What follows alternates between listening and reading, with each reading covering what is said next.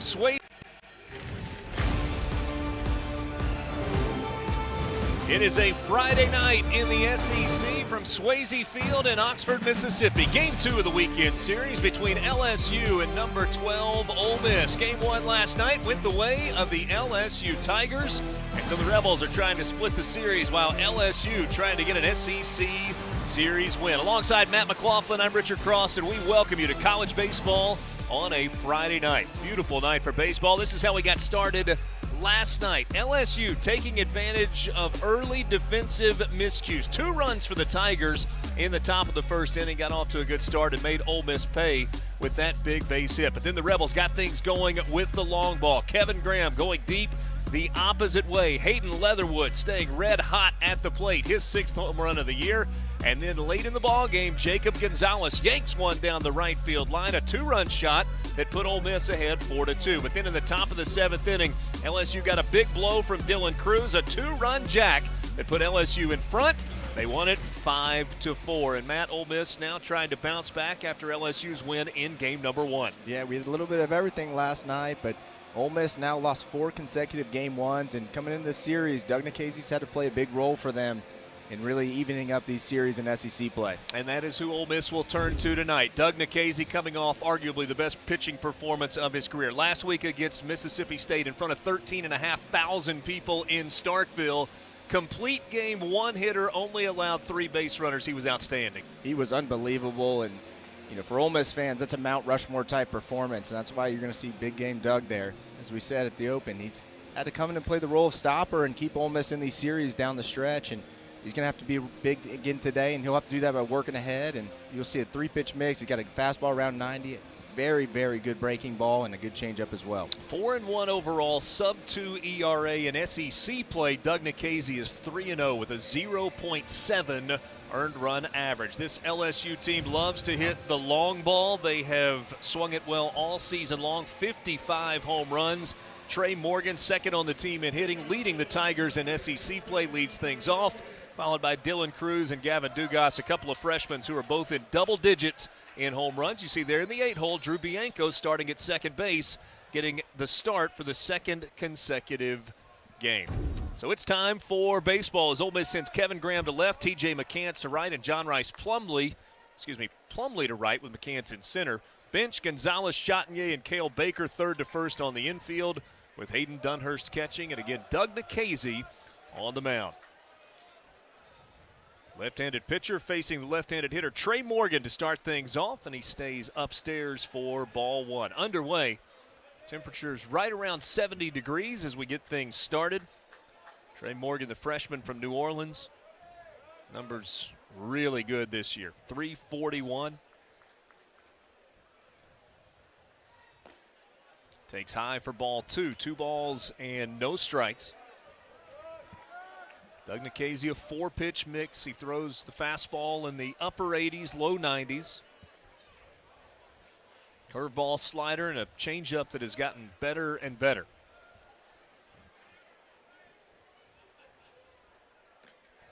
Pitch runs inside for ball 3, so 3 straight balls to start the game for Doug Nikhazy.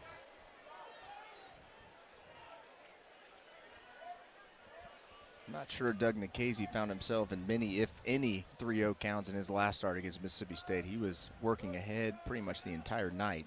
Good job by Trey Morgan here to start this one. There's a fastball strike at 88 miles an hour. Count goes to 3-1. Nikhazy making his 8th start of the year. Had the 1 complete game last week. That was also his only shutout of the season. 38 2/3 innings, 59 strikeouts, 16 walks, and opponents hitting just 143 off of Nikhazy. Swing and a miss on a fastball down and in, and the count goes full to the leadoff hitter for LSU, Trey Morgan.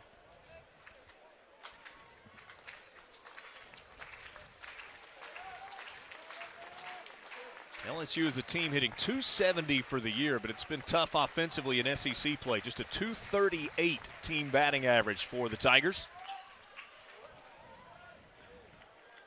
Long first at bat for Trey Morgan as he will see his 7th pitch of the at bat when Nikhazy toes the rubber again.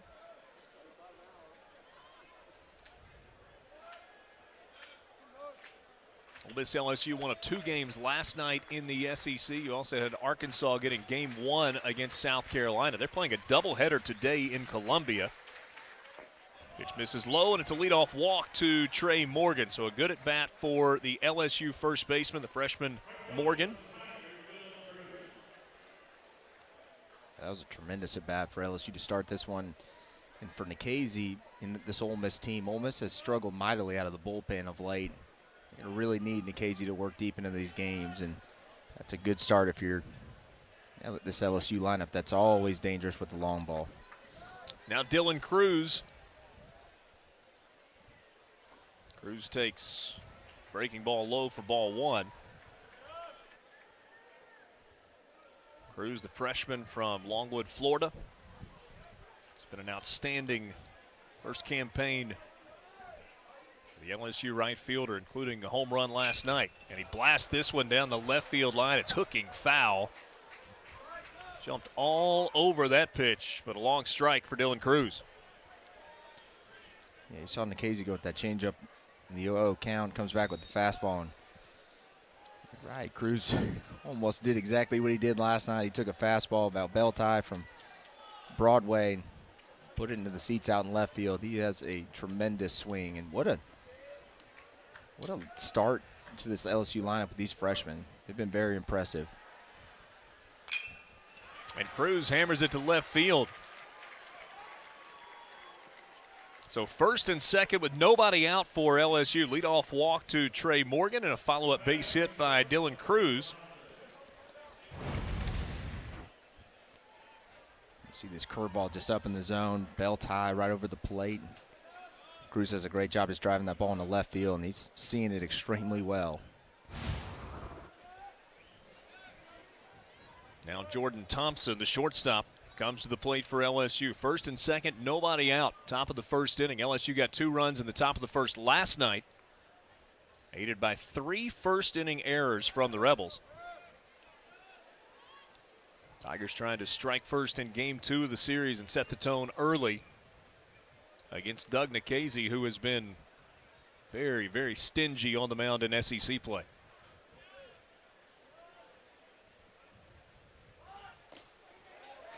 Thompson tried to bunt at it, left the bat out there, and it's called first strike.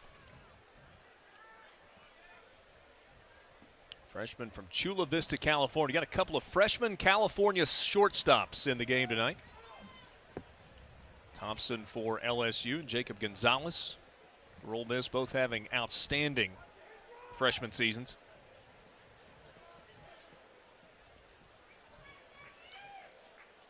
Almost just put a bunt defense on here in the first inning. I think that bunt attempt might have caught Ole Miss off guard there, and saw Hayden Dunhurst get out there, and you'll see if they run a wheel play here. Thompson takes a curveball for a strike. Snap throw to second, not in time to get Trey Morgan. No balls and 2 strikes the count to Jordan Thompson. Yeah, and on the pitch before that, Morgan was out there, but Thompson had really swung through the bunt and was sitting out in front of the plate, and he thought Dunhurst might take a shot at second, but second time around he sure did, and that's a good start there for Nikhazy to bounce back. Now an 0-2 count on Thompson. Time called before the pitch. You see the numbers for Thompson with runners in scoring position, hitting over 400 this season.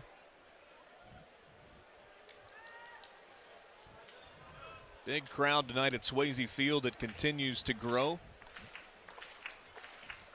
Folks wrapping up the work week, headed to the ballpark.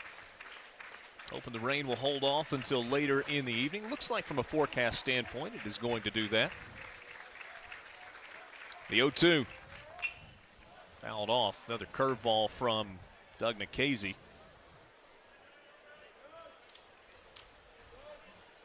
And that was a mistake. 0-2 curveball there by Nikhazy. So Cruz punished him, leaving that curveball up. It's something to keep an eye on for Nikhazy. See, he's really, you can tell he's still trying to settle in here to this game.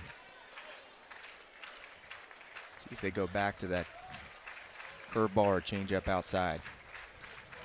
Runners go. The throw to third is in time. Trey Morgan caught stealing, first out of the inning on a pitch that was called a ball. Big first out of the inning as that erases a couple of base runners. And kind of interesting, the decision-making early from Paul Maneri was going to bunt to try and move the guys over and give up an out. Then he goes with the double steal, and Dunhurst puts it on the bunny. Yeah, it's just a big league throw there by Dunhurst, and for him, he got a good pitch to handle the fastball away, and so I'm just make a strike. But I agree, aggressive base running there. You see foul off there on that fastball at 91. You know, with Nikhazy struggling a little bit, and pitch count's always going to be in the back of each of these teams' minds. It was very aggressive, I would say. 3 straight starts in which Doug Nikhazy has gone 100 pitches or more. He threw 100 against Florida and a 2-1 win for Ole Miss. Or excuse me, an 8-2 win for Ole Miss. 105 against Arkansas and a 13-6 win. Check swing. And that is a called strike 3 by the first base umpire, Hank Himonen, on the appeal from Jeffrey Macias, the home plate umpire, for the second out of the inning. Nothing up about that curveball. That one was absolutely filthy. You see this ball, just the depth of this curveball. Absolutely filthy, and a big pitch there by Nikhazy. Now he's just one hitter away from getting out of an early jam. Leadoff walk followed by a single. Trey Morgan and then Dylan Cruz. Trey Morgan caught stealing at third, and then a strikeout of Jordan Thompson. So 2 down in the inning. There's a breaking ball in the dirt to Gavin Dugas.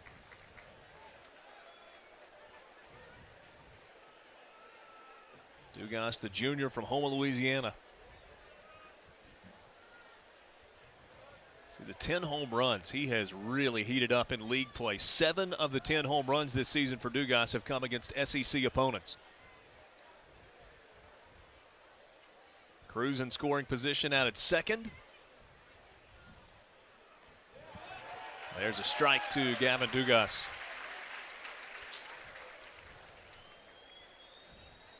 Dugas in SEC play, not really hitting for average. He's only got a .226 average in league play, but he certainly has hit for power. Of his 14 hits, he's got 7 home runs, 2 doubles, and a triple. So 10 of the 14 hits in SEC play are extra base hits for Dugas. He takes strike 2 there. Back-to-back good pitches there by Nikhazy. The 1-0 curveball caught Dugas there looking, and the fastball on the outside part of the plate. See Nikhazy there talking to himself. Ultra competitive guy out on the mound there for Ole Miss. 1 ball, 2 strikes, 2 down in the inning with Dylan Cruz out at second base. The breaking ball in the dirt, Dugas is able to hold up. The count evens at 2-2.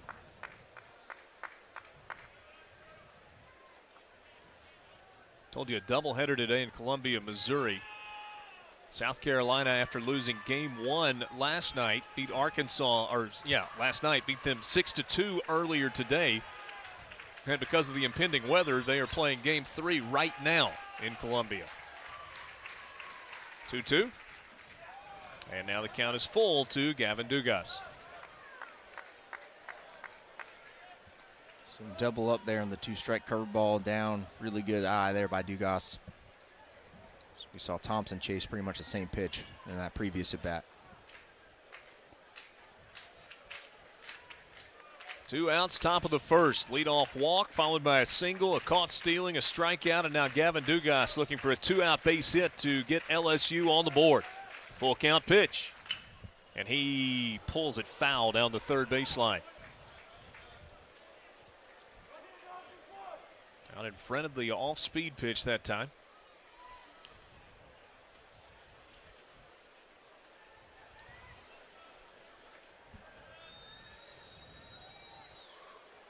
A little bit different feel in the ballpark tonight than there was last night. Good crowd, but not just the overflowing packed house that we're seeing on this Friday night. Swing and a miss, chased a fastball up and out of the zone. Back-to-back strikeouts for Doug Nikhazy, and LSU misses an opportunity in the top of the first. After the year we've had, you deserve Planet Fitness's best deal for you. Enough that can illnesses. AJ Labus on the mound. We'll keep you ready for what's next. Comcast Business, powering possibilities.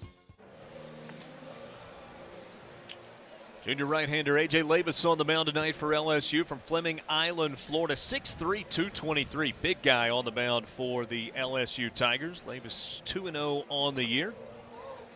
3.35 ERA. What will we see tonight, Matt, from A.J. Labus? Yeah, first and foremost, you're going to see great command. You see that 5-to-1 strikeout to walk ratio.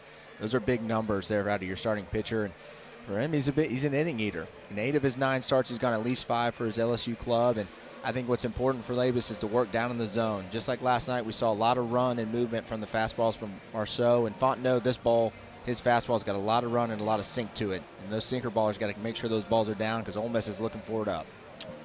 Thing to watch for with Labus on the mound. He's given up 6 home runs in 51 innings this year. Ole Miss hit 3 home runs in the game last night. Here's the order that the Rebels will send out against Labus to start things off in the bottom of the first inning. Jacob Gonzalez, followed by Peyton Chatinier and Kevin Graham to begin things for the Rebels.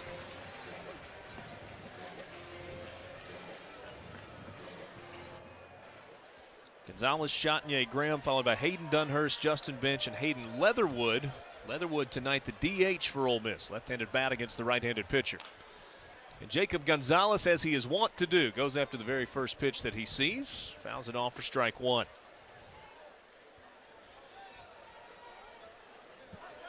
You saw the sinking action there on that fastball. Just a really difficult pitch to hit when it's down in the zone. Gonzalez quickly behind in the count. No balls and 2 strikes. Jacob Gonzalez, the freshman from Glendora, California. He is hitting .318 for the year, .273 in SEC play. Lays off ball 1. And what makes Labus really difficult? He's got that fastball with the sinking action, but then that changeup comes back at about 82, and it looks exactly the same out of his hand. You saw 3 in a row there to Gonzalez. Rolls it over to the right side, fielded by Drew Bianco. Over to Morgan for the first out of the inning. And that was just really well executed pitching. Again, fastball to start off the at-bat. Gonzalez fouled it off, and then 3 consecutive changeups down and away, and Gonzalez was way out in front there. Dugas, DiGiacomo, and Cruz in the outfield tonight for LSU, with Doty at third, Thompson at short, Bianco at second, Trey Morgan at first, and Peyton Chatinier goes after the first pitch. Milazzo doing the catching tonight for LSU, and Tigers are a little thin behind the dish. Alex Milazzo gets the start. Travinsky, who is one of their backup catchers, has an arm issue. Wyeth, another backup catcher who came into the game defensively last night, took a foul ball off the left wrist, and they don't think that he can go. And so the emergency catcher, or maybe the backup catcher in this game, would likely be Braden Doty, who is the brother of Cade Doty. Got all that? I mean, at some point, you're going to have to put somebody else back there, so you got to have an emergency guy. This, as you said, good pitches there by Labus, though. That's when Coach Maneri's looking in the dugout. It's like, hey, which one of you guys caught in high school? All right, get down to the pin and get loose. Maybe the easiest way is say, Mr. Milazzo, please stay in this game. Ball and 2 strikes to Peyton Chatinier. Fouls this one off first base side. Morgan gives it a chase, but it will drift into the seats and then back onto the field.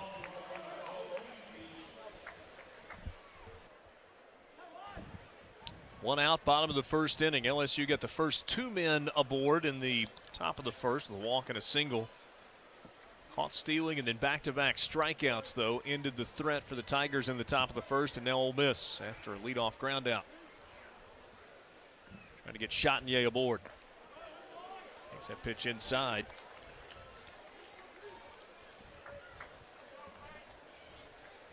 Jeffrey Macias, the home plate umpire, going with a look you don't see all that often anymore. I mean, that's like save for the American League Championship Series, the NLCS World Series, where you get the home plate umpire in the sport coat. Look good, feel good, call good, you know. Works for umpires too. Nice pitch there by Labus. Strikeout of Chatinier, second out of the inning. Yeah, so hard far, break to that ball. yeah, I was going to say we've seen a lot of fastballs and changeups there, and you just saw some really nasty action there from that one. So far, he looks pretty locked in. Labus, low 90s with the fastball, throws that hard slider. That pitch hits the corner for strike one.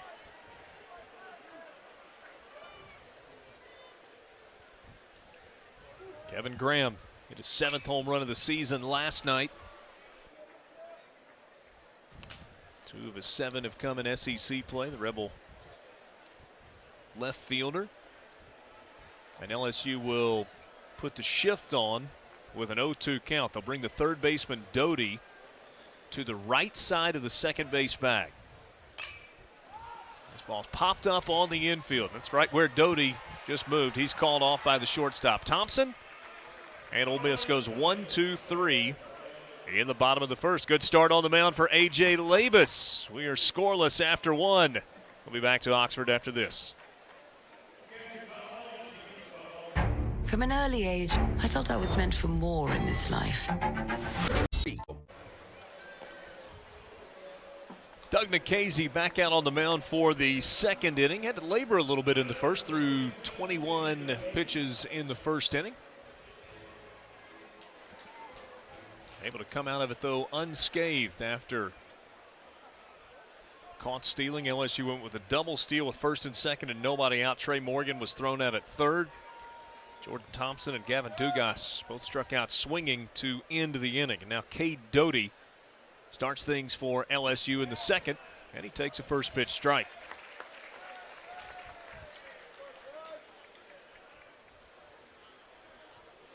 Casey labored through that first one, as you said, but my goodness, what a better start for Ole Miss than last night's game where they had 3 errors in the first inning.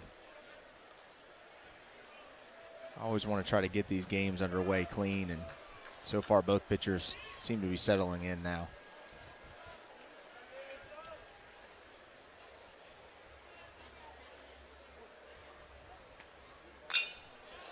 One pitch lifted to right center field. That's well hit. McCants will watch it one hop off the wall. Cade Doty smoked that ball the opposite way.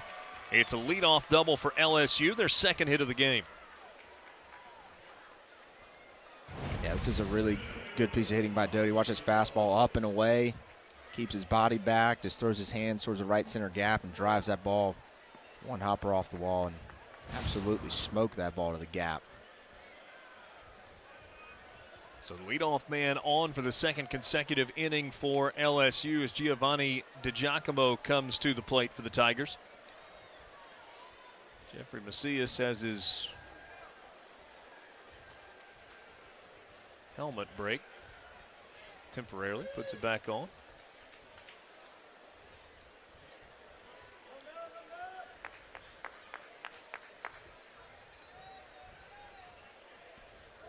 Giacomo squares to bunt, left it out there, and is called for strike one. Tigers trying to play small ball early so far in this one. 2 bunt attempts in the first 2 innings.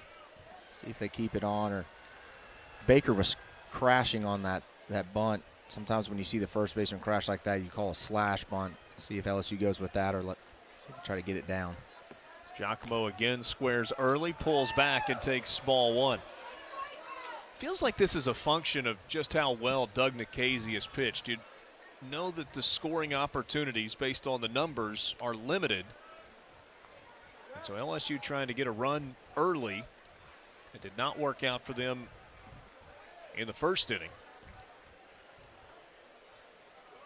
All in a strike two to Giacomo. Squares a little bit later this time, but he takes a strike, and he's behind 1-2. So 2 different hitters now in the game for LSU have tried to get a bunt down, haven't seen something that they liked, and have found themselves in 2 strike counts. Yeah, and it's worked really well for Doug Nikhazy, and then as we saw last thing, they tried the double steal that backfired. See where Nikhazy goes here on the 1-2. Spin to second just to see if anything is happening with Doty. It's only got 1 stolen base on the year. LSU as a team, 34 out of 46 on the base paths.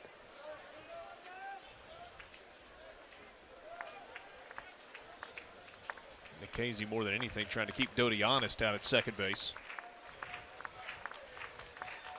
1-2 to DiGiacomo, swings and misses, and he is the third strikeout victim of the game for Nikhazy. Yeah, some really good bite there on that slider. Saw 2 in a row there. That just tight movement away from DiGiacomo, and good answer there for Nikhazy. LSU has gotten a couple of really good swings off of Doug Nikhazy. Dylan Cruz ripped one through the left side of the infield. Cade Doty went the opposite way, a one-hopper off the wall in right center. But in terms of execution, not great so far offensively. In terms of getting a bunt down and running the bases. Yeah, you know, as you said, I do think you're right with they want to try to get to Nikhazy early. And it just feels like this Ole Miss team has been pressing a little bit. I think if LSU was able to get a couple runs early, you just feel like the pressure might start to circle again on Ole Miss, down 1-0 already in the series. 1 ball and 1 strike to Zach Arnold. Crowd is quickly scurrying as the rain has started to come down here at Swayze. I mean, I didn't even see the rain before I saw all the people moving around. It's like a busted anthill. The 1-1. Strike 2. Zach Arnold over the top of that one.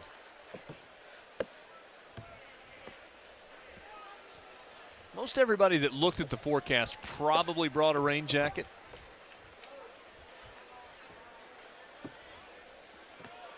Maybe everybody except for right field. Not sure that much weather bothers those patrons out there. The 1-2, fouled back.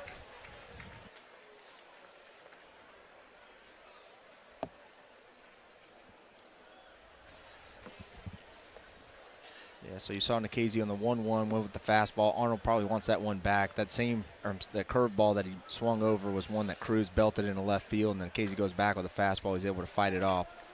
See if he tries to double up on that fastball or goes back to the curve. Chop to short, fielded by Gonzalez. Over to first in time to beat Arnold by a step. For the second out of the inning, Doty moves over to third. Went with the changeup there. Really well. That ball is up in the zone, but it was still away, and you see Gonzalez makes a nice play. It's a tough time getting a grasp on it, but a nice stretch by Baker, and 2 down here for Doug Nikhazy in the second. And Drew Bianco comes to the plate for the first time tonight. Bianco 1 for 4 in last night's game. Takes a breaking ball for strike 1.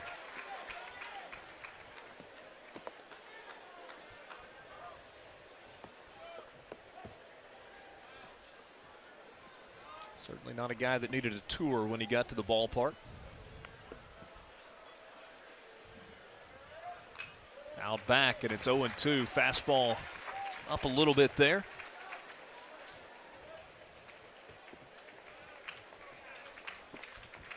Two base runners in the first for LSU, nothing to show for it. Leadoff double from Cade Doty here in the second. Got to third on the ground out from Zach Arnold, but they're 2 down. And the 0-2 pitch to Bianco. Elevated fastball, counts 1-2. You see that fastball up in the zone there at 92. Doug usually sits in that 88, 89, 90 range, but you'll see him bump one up to 92 every now and again as he really starts to get heated up. 1 ball, 2 strikes. Breaking ball just missed inside. Count evens at 2-2.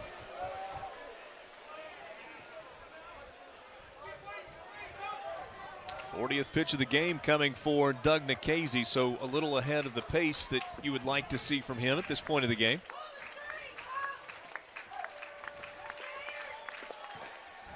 And the count now full.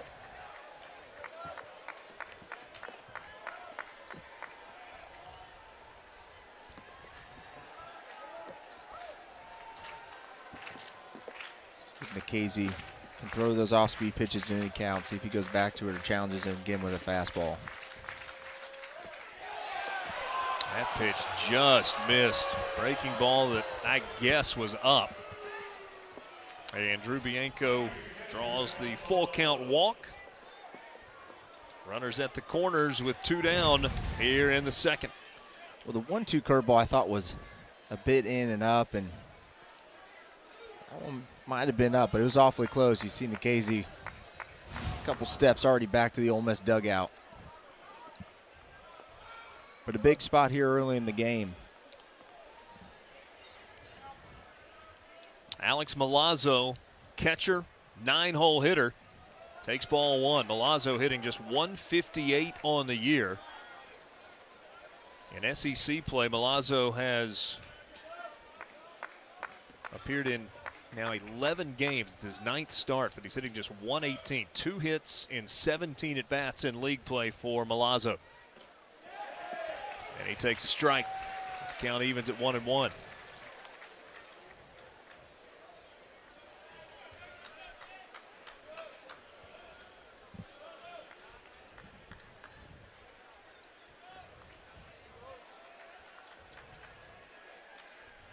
Two down, runners at the corners, and Milazzo takes strike 2.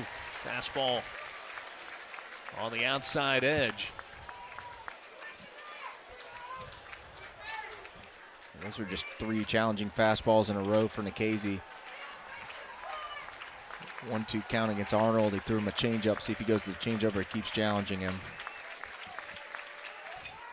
Fouled back. Milazzo got a piece of it to stay alive at the plate. LSU 23-14 overall, 5-11 in SEC play. Managed 1 win against Mississippi State in the series finale, swept by Tennessee, swept by Vanderbilt, got 2 of 3 against Kentucky, won the first game against South Carolina, lost the last 2. Swing and a miss there. That's the 4th strikeout for Doug Nikhazy. LSU strands a couple. We are scoreless as we go to the bottom of the second. Planet Fitness's best deal ever. Security business. In between innings and just a little bitty sell. And it was enough to send everybody scrambling to throw rain jackets on, but certainly not enough to slow down this ball game anytime soon. No score between Ole Miss and LSU as we go to the bottom of the second inning. Richard Cross, Matt McLaughlin with you on this Friday night. Game 2 after LSU got game 1 last night by a final of 5-4. Dylan Cruz' home run in the 7th inning proved to be the difference. LSU put a 3 spot on the board. Hayden Dunhurst just barely missed a home run last night in his first at bat. He takes a strike there, and the count goes to 1-1. Dunhurst pulled one high down the right field line that was curling.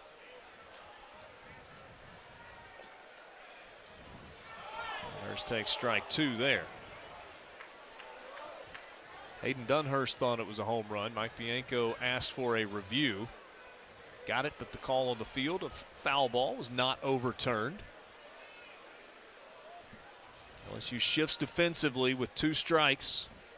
Pitch is in the dirt for ball 2. 2 balls and 2 strikes now to Hayden Dunhurst.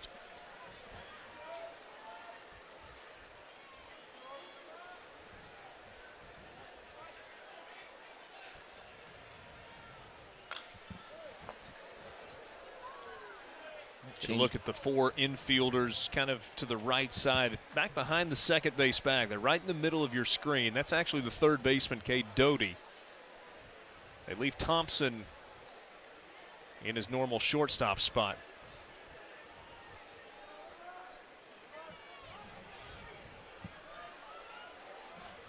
Two-two. Big chopper right side. Morgan, little option flip, and Dunhurst is safe at first.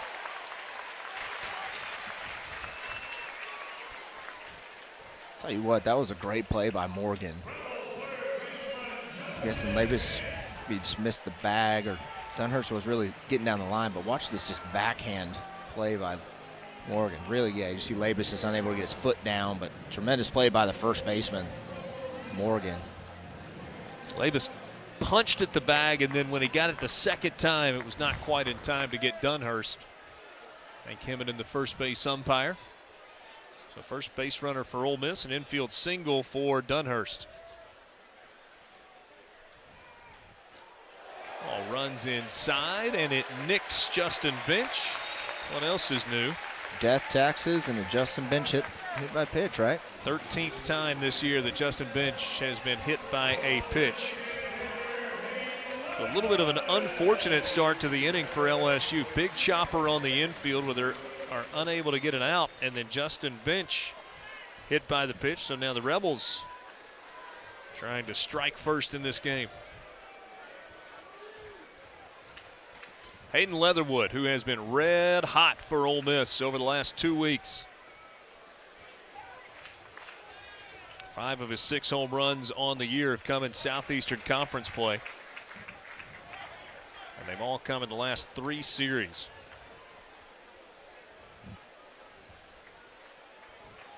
He had 1 in game 2 against Arkansas, 3 last weekend against Mississippi State, and then 1 last night against LSU. And was robbed of another home run against Arkansas by Christian Franklin out in center field. Lunges and pops this one up. Should be easy for Doty at third for the first out of the inning. You see Labus go there with that slider, the heavy dose of the fastball and the changeup there, but that one just kind of caught Leatherwood off guard, and really awkward 1-0 swing there. And good pitch there by Labus and a big out. Now he's got a chance for 1 pitch, get himself out of the inning. And during that stretch of home runs for Leatherwood, he's not had many swings that have looked like that. Cale Baker.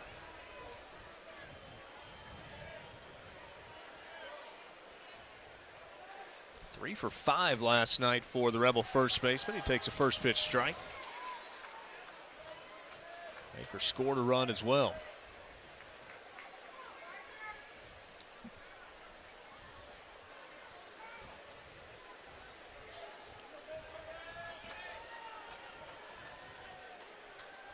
Dunhurst with a single. He's now at second after Justin Bench was hit by a pitch. 1 down. Just outside for ball 1 to Cale Baker. It's a really good pitch there, though. Labus has just been down in the zone so far tonight. And saw that one right there. If he lives right there, it'll be a tough night for these Ole Miss hitters, but a good take by Baker as well.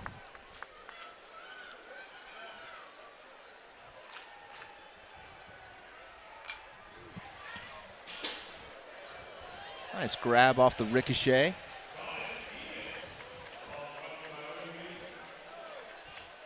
Baker, the senior from Gahanna, Ohio. 303 average. He's hitting 368 in league play, but this is only his 7th SEC game. With some time, hand injury. Also missed the opening weekend of the season with COVID-related issues when Ole Miss made the trip down to Arlington, Texas. Baker behind in the count, the 1-2. He fouls it back. Nice slider that hung out over the plate. Yeah, he got away with that one. Saw Nikhazy get away with one earlier as well, but that one awfully dangerous to the bat of Cale Baker, who's seen a return of Kenny Powers here at Swayze Field for these Ole Miss fans who it's just been tough for him to get going so far this year. As you said, just in and out of the lineup a bunch, but he's been red hot of late, and Ole Miss really needs him to drive in runs. 1-2 pitch, fouled off again, and Baker stays alive.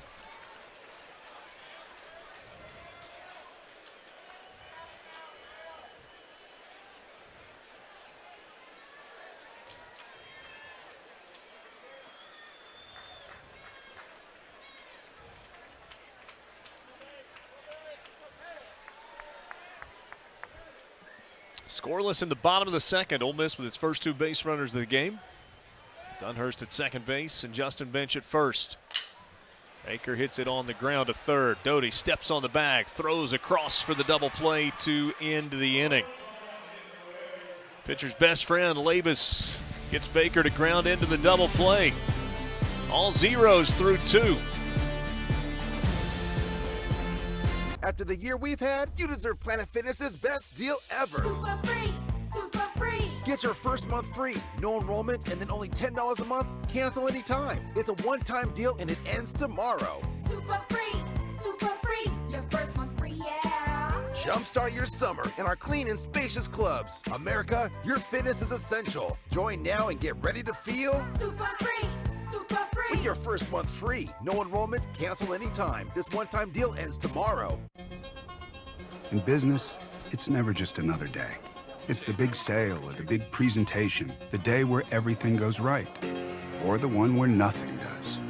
With Comcast Business, you get the network that can deliver gig speeds to the most businesses and advanced cybersecurity to protect every device on it, all backed by a dedicated team 24/7.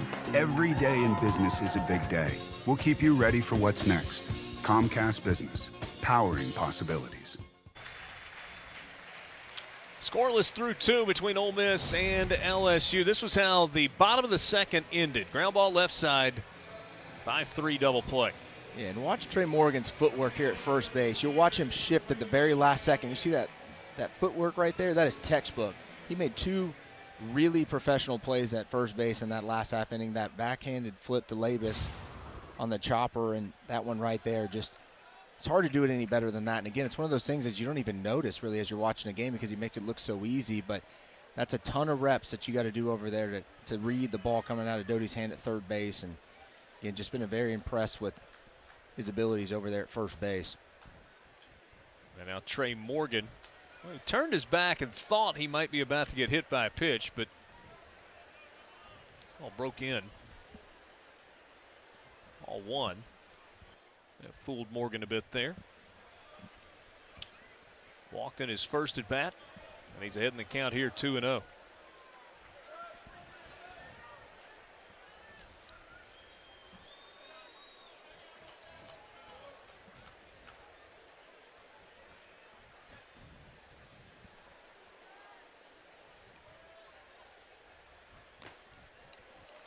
Second straight at bat for Trey Morgan in this game, where he has started an at bat 3-0. Yeah, in the exact same pitch sequence too. Nikhazy tried to start him off with a curveball, went back-to-back fastballs, and he was able to come back and get back in the count. But Morgan, really good 7-pitch at bat in his last time up.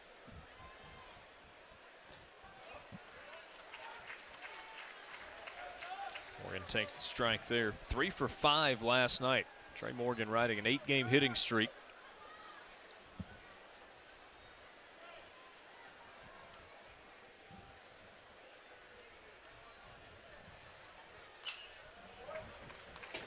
And just like in his last at bat, Doug Nikhazy battling back, gets it full.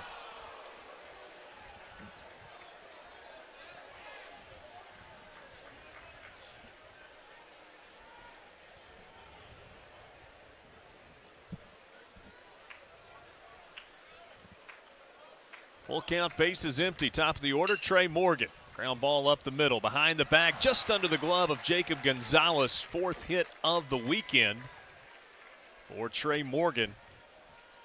After a 3-hit last night, he's been on base both times today. You see Morgan got himself in another good count again, and just like last at bat, got it to a full count, got a fastball last time he walked. That time he drives the ball back up the middle, and another leadoff hitter on for LSU. See Nikhazy's pitch count continually climbing up now to 53.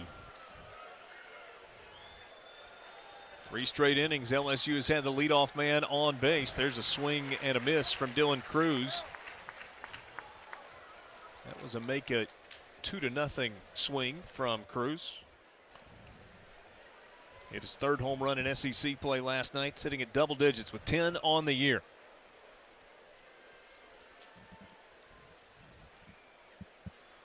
1 ball and 1 strike now to Dylan Cruz.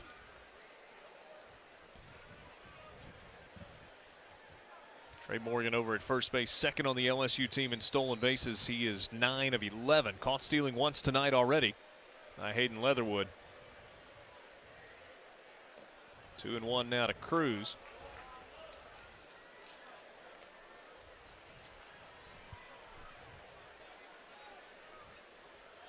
How good has the freshman campaign been for Cruz? Well, he was named to the midseason watch list for the Golden Spikes Award.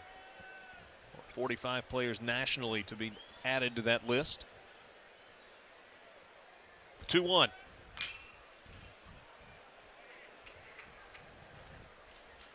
You saw it again right there in his last at bat, and Casey threw him 1-1 curveball up in the zone, and he had a sharp one into left field. Got another curveball there on the 2-1 count, just foul. And see if Nikhazy again goes back to that curveball or maybe tries to get something down away. We've seen him go to the changeup and 2-strike count so far. The right-hand hitters a few times as well.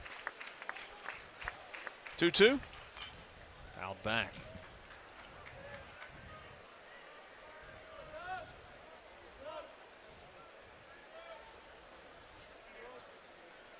Cruz has just got a great swing. Obviously the numbers are ridiculous, but his swing is just compact, powerful.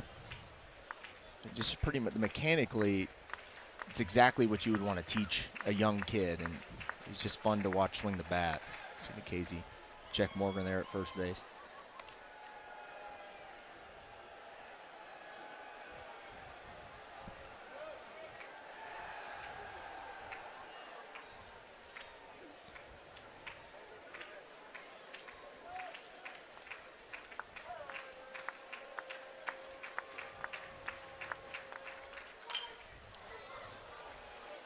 Should be easy for McCants out in center. Makes the catch for the first out of the inning. That curveball was up, but very up, and Cruz was unable to get on top of it. You see that pop up out to center, and a good answer after the leadoff single for Doug Nikhazy.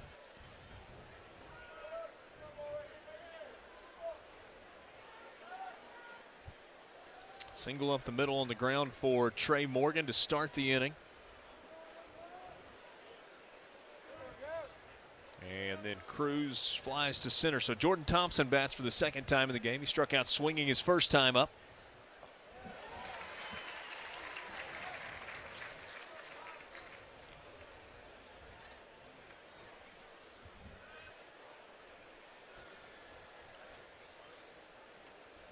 Pretty high standard to play shortstop at LSU. There have been some outstanding ones through the years.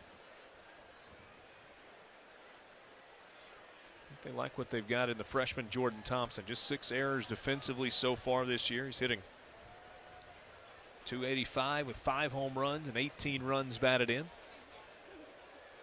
Yeah, the freshman talent that this LSU team has is just extremely impressive, and you can just get the feeling that they might be ready to break out. See another good curveball there by Nikhazy. Seems like as these freshmen have gotten more at plate appearances and more games under their belt, LSU started to play a lot better. One of the key cogs in the rotation is out for the year for LSU, and Jaden Hill. Started 7 games, and not the numbers that we've become accustomed to seeing from Jaden Hill.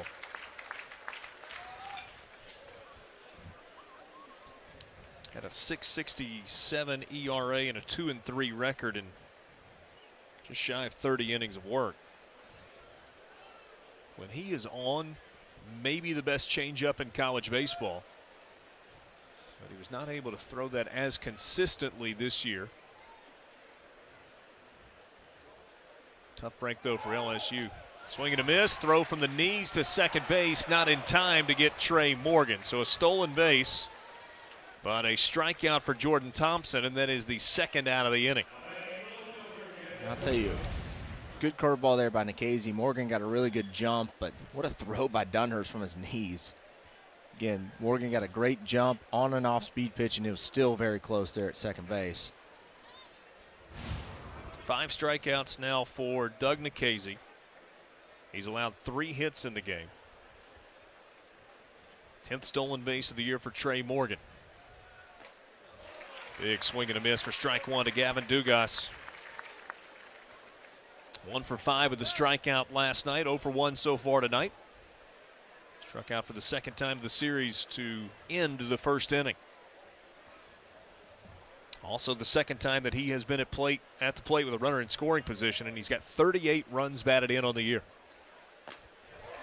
Late on the fastball, behind in the count 0-2.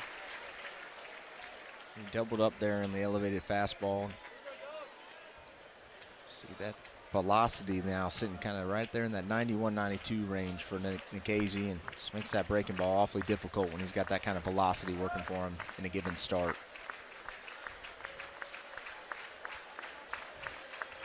The 0-2 from Nikhazy. Breaking ball hits softly left side. Bench, bare hand, throws across his body just in time to get the runner at first, Gavin Dugas. Dugas thought he was safe. Paul Maneri out of the dugout for LSU asking for a replay, and the umpires are telling Ole Miss you got to stay on the field because we're going to take another look at this one. We'll see what happens on the review, but what a play by Justin Bench. Kind of a cue shot third base side. Requested review there by Paul Maneri. Coaches get 2 of those. The reaction from Dugas at first base was immediate that he was safe.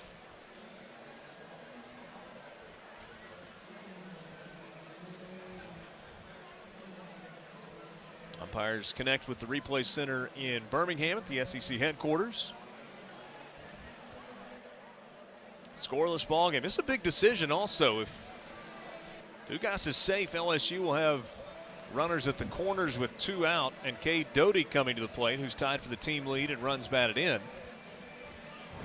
He's ruled out. It stays a scoreless game. And watch Bench right here. He gets down, just tracking that ball, waiting for the hop. You see his hand getting down so he can start to work up.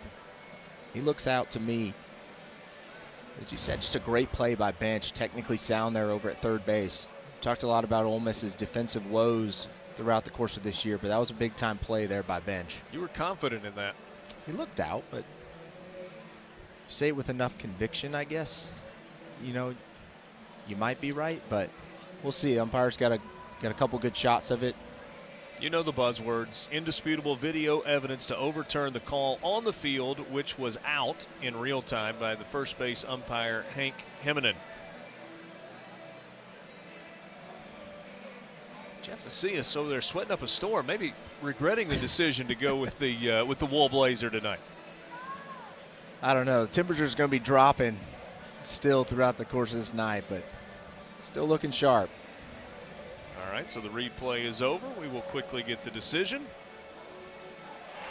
Call on the field is upheld. Dugas is out at first base. Great play by Justin Bench. And LSU once again strands a runner. They've left 4 on base through 3 innings as we go to the bottom of the 3rd.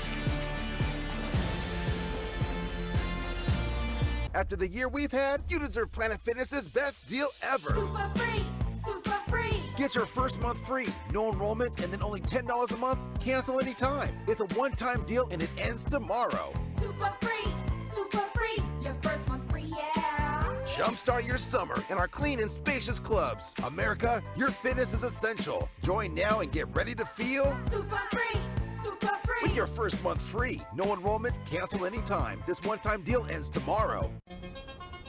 In business, it's never just another day. It's the big sale or the big presentation, the day where everything goes right, or the one where nothing does. With Comcast Business, you get the network that can deliver gig speeds to the most businesses and advanced cybersecurity to protect every device on it, all backed by a dedicated team 24/7. Every day in business is a big day. We'll keep you ready for what's next. Comcast Business, powering possibilities. Take a look at the SEC Western Division standings. Arkansas has split so far with South Carolina. They lead 2-1 in the 5th inning in Game 3 in Columbia. Mississippi State with an early lead over Vanderbilt. They're in 2nd place, followed by Ole Miss, then Alabama, who's leading over Kentucky. LSU, A&M, and the Auburn Tigers round out the standings in the SEC West. We go to the bottom of the 3rd inning.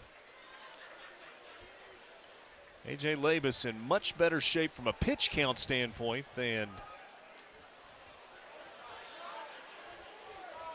Doug Nikhazy for Ole Miss. T.J. McCants trying to drop a bunt down third base side, and perhaps a little mumbling about that as T.J. McCants was at the plate with 1st and 2nd and nobody out in the bottom of the 9th inning last night. No bunt attempt called there, no bunt play called there. Hitting over 300 for the year. There's definitely some grumblings below us. That's for sure. But McCants, the freshman from Atonement, Florida, getting 327 on the year. Grounds this one to Bianco at second base. And is retired for the first out in the inning. So LSU has had the leadoff man on base all 3 innings tonight. Ole Miss has yet to get the leadoff man on in an inning.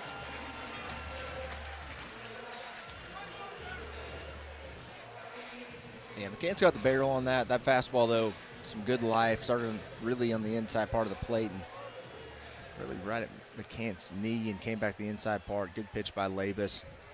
As you said, pitch count's looking very good for 26 in purple. Just outside for ball 1 to John Rice Plumlee. Sophomore from Hattiesburg and Oak Grove High School. 2-sport athlete. And really has earned his way into the starting lineup. Part of the reason that he draws the start tonight, Hayden Leatherwood and TJ McCants with a collision at a deep right center field last night. Leatherwood came out of the game, but he is in the lineup tonight as a DH. There's a swing and a miss. John Rice Plumlee has seen his batting average steadily climb.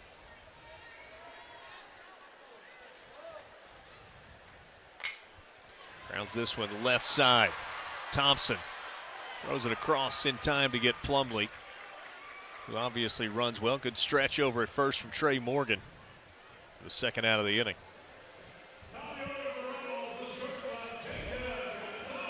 SEC softball coming your way Sunday at 4 Eastern, 3 Central on the SEC Network. It's the second game of a big series between number 19 Missouri and number 6 Arkansas. And they'll finish things up on Monday on the SEC Network at 7 Eastern. SEC softball always available on the ESPN app, so you can watch anywhere. So a couple of ground ball outs for Ole Miss in the bottom of the 3rd inning. Jacob Gonzalez comes to the plate for the second time tonight. He's 0 for 1 with the ground out himself. And he takes a strike there for the count to even at 1-1.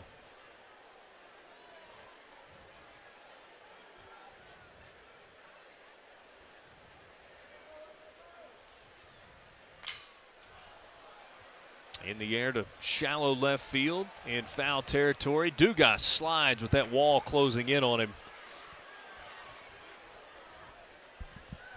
He about made a near impossible play possible on that one.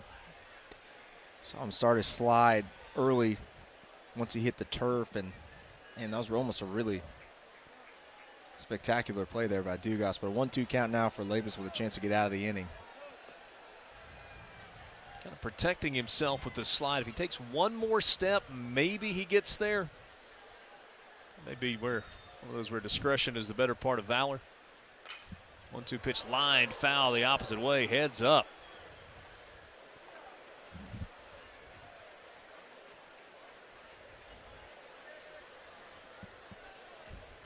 It was a missile there in the crowd. Luckily, didn't catch anybody. Saw Labus go with the fastball there on the 1-2, see if he goes back to the changeup. It's a chopper to Trey Morgan at first. Easy play for him. Steps on the bag, and Ole Miss goes 1-2-3 in the 3rd inning. That's 5 in a row retired since the hit batter for A.J. Labus. So, what's your story?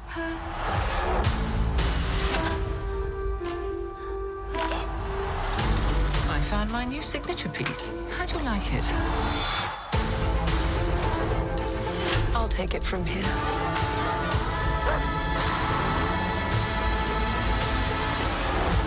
What was your name? Cruella. Disney's Cruella, rated PG-13. In theaters or order it on Disney Plus with Premier Access, May 28th. It's Planet Fitness's best deal ever. Super free, super free. Get your first month free. No enrollment, then only $10 a month. Your first month free, yeah. Get moving in our clean and spacious clubs with your first month free. No enrollment, cancel anytime. This one-time deal ends tomorrow. Mike Bianco calling pitches from the Ole Miss dugout with Doug Nikhazy on the mound. 21st season as the Rebels skipper, 794 wins, 894 wins in his 24 seasons as a head coach. Named National Coach of the Year in last year's COVID-shortened season after the Rebels' 16-1 start. He used to use those reading glasses, though. That's a newer development. It happens, and I feel like I'm getting closer as well, for the record. As somebody who's wearing glasses currently, I fully understand. First pitch popped back. Doug Nikhazy could really use a quick inning, kind of like what A.J. Lamas had in the third. Closing in on 70 pitches here in the top of the fourth as he faces Cade Doty, Giovanni DiGiacomo, and Zach Arnold to start things for the Tigers.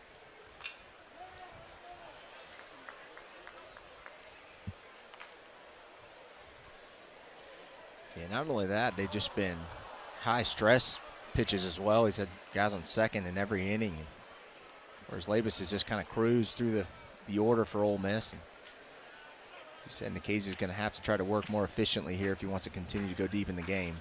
The 0-2 elevates the fastball.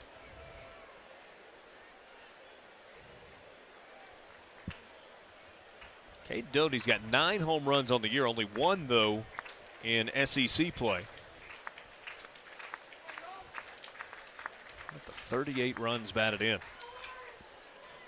Goes after a fastball and gets a piece of it to stay alive.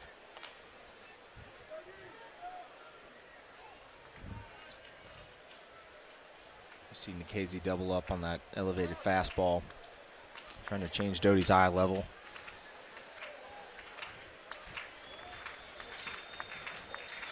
Scoreless in the top of the fourth, Ole Miss and LSU. Game 2 that started last night. Tigers getting a 5-4 win. 91-mile-an-hour fastball at the belt that time. Swing and a miss. 6th strikeout of the game for Doug Nikhazy. And the first time he's gotten the leadoff man in an inning tonight. Good fastball there again. Doty's in there, get double up on the fastball, 2 strikes. You're thinking you might get that changeup or the breaking ball after you've seen the 2 elevated ones, and Nikhazy goes right back to it at 91. Really well done by Doug Nikhazy. You said big leadoff out here in the fourth.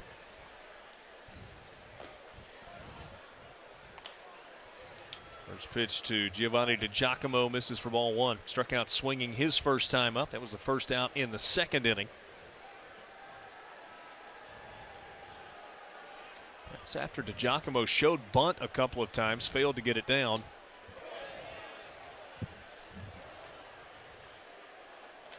Giacomo ahead of the count, 2 balls and no strikes.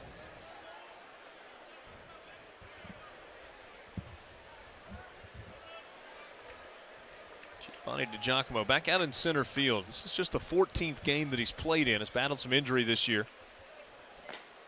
Makes a strike, and the count goes to 2-1. Big weekend on the Ole Miss campus. It's Grove Bowl weekend. Rebels will play their football spring game tomorrow afternoon at 4 o'clock. Got a noon first pitch for you in baseball. 3-1 now to DiGiacomo. Clearly a lot of people excited about year 2 for Ole Miss football under Lane Kiffin, who threw out the first pitch prior to the game tonight. It was a very Lane Kiffin-like entrance as well. 5-pitch walk to DiGiacomo, and for the 4th straight inning, LSU has at least 1 base runner.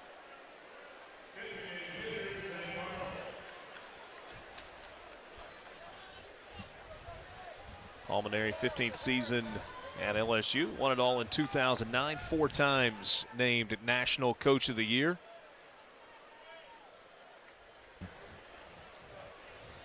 Closing in on 1,500 career wins in his 39th year.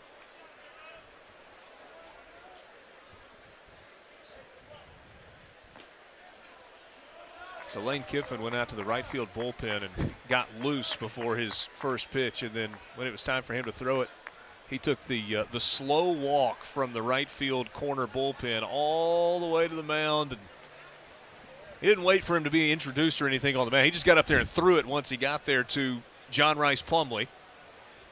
Of course. Yeah, it was more of like a WWE stroll out of the bullpen. There was no haste coming in from the pen. But he threw a strike nonetheless and got us underway. Quick visit from Mike Bianco with the starter, Doug Nikhazy. Nikhazy coming off the complete game shutout, one hitter last week against against Mississippi State. He's had to work a whole lot harder tonight against LSU. 77 pitches. Through 3 1/3. Through 122 last week. This ball lifted to right. Plumlee moving over, makes the catch. So we talked earlier about John Rice Plumlee kind of earning his way into the lineup because of what he's done at the plate. He is certainly an asset defensively in right field. Yeah, and you just see a great break on that ball. He made a play last night that was just insane. Bases loaded, runners are tagging. Heads up play, seeing the guy at first base tagging for second, throws him out and saves a run for Ole Miss. And as you said, he's played his way into the lineup. Had a review on that play. There was clearly an out at second base. The only question was whether or not the out happened before the run crossed the plate. My guess is that Paul Maneri, if he goes back and watches it, would like to see his guy from third running a little bit harder to the plate. John Rice Plumlee threw a rocket and was able to get Drew Bianco, who was trying to tag and go first to second, which I'm sure made the most sense in the world anyway. Yeah, and given that situation, it's fine if you want to try to take second, but you need to read the throw. I mean, you got to see the ball through. Yeah, if Plumlee air mails it to the plate, you see Nikhazy gets him picked off. And Ole Miss cannot finish it off. LSU gave the Rebels the third out of the inning, and Ole Miss could not take advantage. Throw was high by Cale Baker off the glove of Gonzalez. Should have been an out at second base. Instead, LSU with a man in scoring position.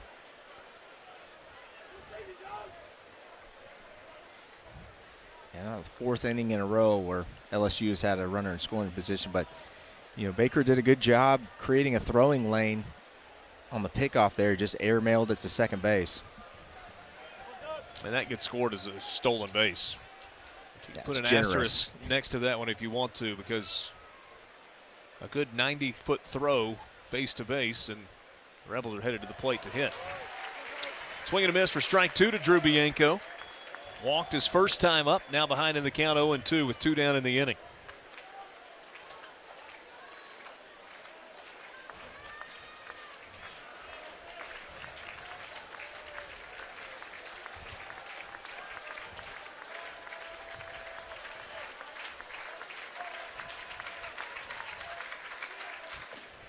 Way upstairs for ball one.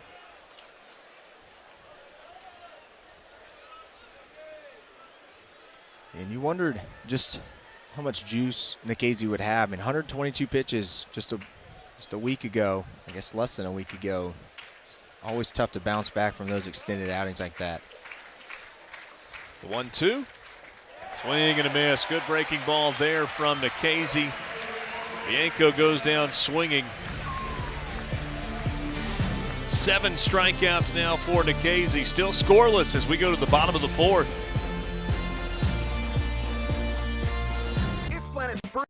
What's next? Play, see the RPI currently at 15. D1 baseball in its most recent postseason projections, which they start doing at about the halfway point of the season, has Ole Miss hosting, but as a 10 seed. So they've dropped out of the national seed slot for now. Still fairly safe in terms of hosting, but the Rebels trying to kind of get things going again. They swept Auburn at home to open SEC play, swept Alabama on the road, but since then have lost 3 straight series. They have not been swept, but have gone 1-2 in each of the last 3 series and are down 0-1 in this series to LSU after the Tigers won last night 5-4.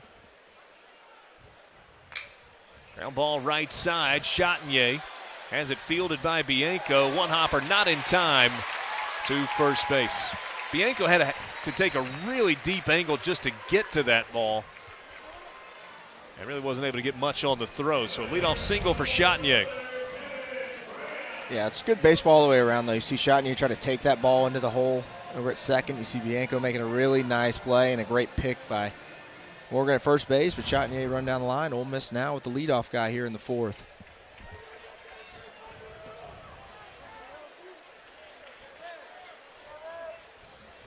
Kevin Graham, 0 for 1 at the plate.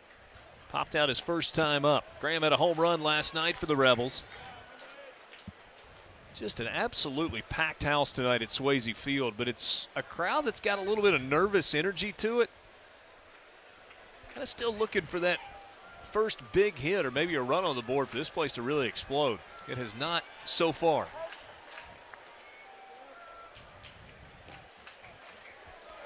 Good pitch there by Labus. Yeah, it was. One-ho Wow. slider on the outside part of the plate. Graham's looking for something up in the zone he can put in the student section, and he just spins one off there on the outside. Really well done by Labus. Leadoff single from Chatinier. 1 ball and 1 strike to Kevin Graham. Now it goes to 2-1.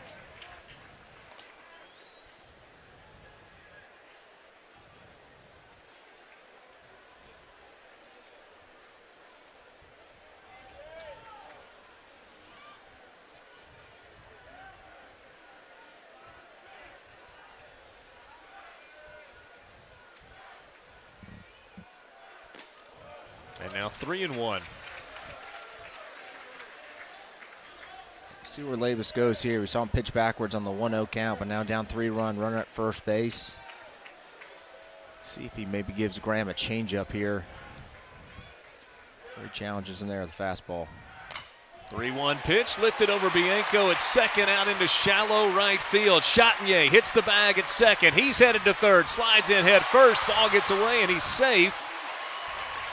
Kevin Graham decides to stay put at first base. Ole Miss has runners at the corners with nobody out here in the bottom of the 4th. Yeah, good piece of hitting there by Graham. He did get the fastball down. He's able to get it over Bianco second. You see the shot, and he just puts his foot in the ground. And it's a good throw there. I think it might have clipped off Chatinier's foot. Graham wasn't quite ready at first base, or he might have been able to take second. But aggressive base runner there by Chatinier. If that ball's on the money, that's really, really close at third base. So a little offline, and now Ole Miss chance to strike first in this ball game with Hayden Dunhurst at the plate. Back-to-back singles, just the second and third hits of the game for Ole Miss off of A.J. Labus. All 3 hits singles. Hayden Dunhurst takes strike 1. Dunhurst got a big bouncing ball off the plate or just in front of home plate and was able to beat it out in his first at bat. That was to lead off the second inning.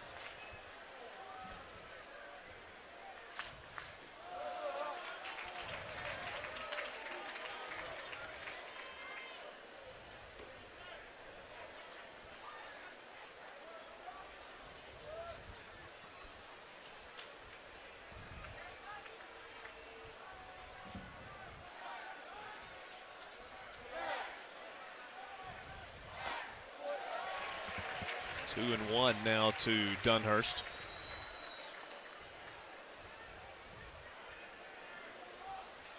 And Dunhurst got really good plate coverage from the left side of the plate, which makes that sinker difficult when you're trying to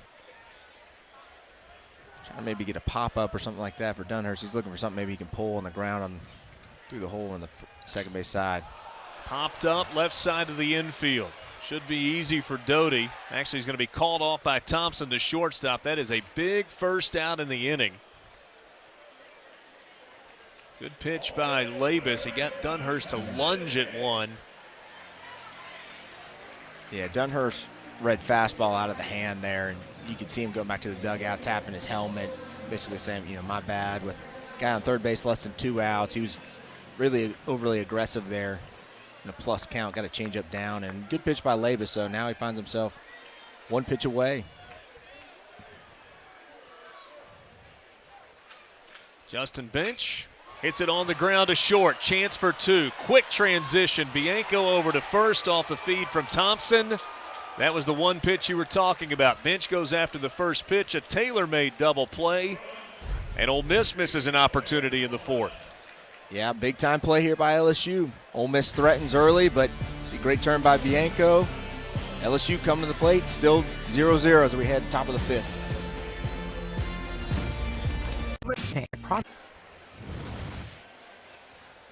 Doug Nikhazy back out in the 5th inning for Ole Miss in a scoreless game.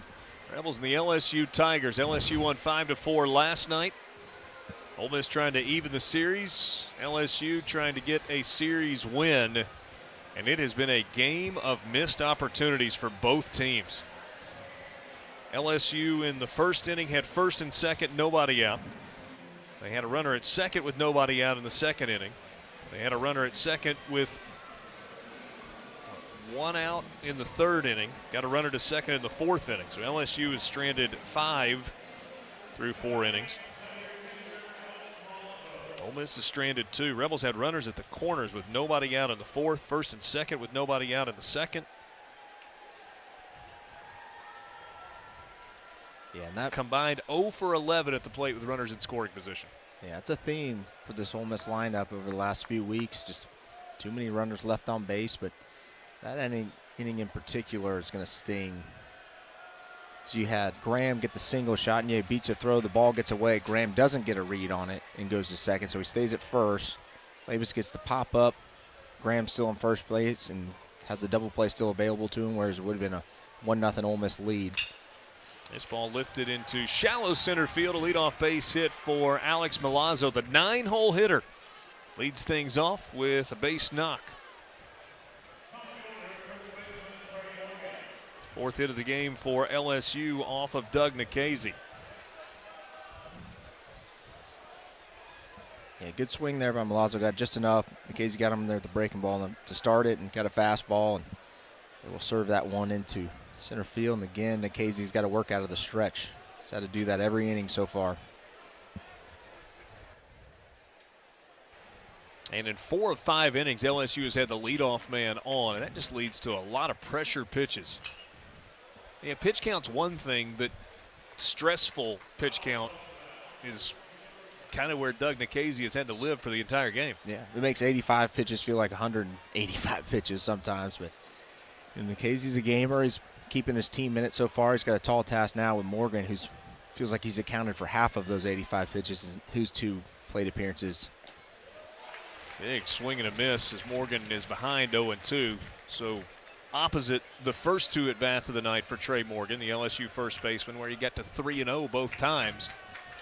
Ended up with full counts and has a walk and a single.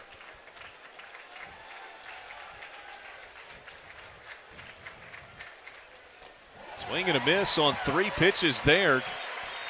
Trey Morgan retired for the first out of the inning. Yeah, Morgan's first 2 at-bats were basically carbon copies of each other. You see Nikhazy here with that nasty sweeping slider. Really good pitching there by Nikhazy. No chance for Morgan. That was just filthy 0-2 right there.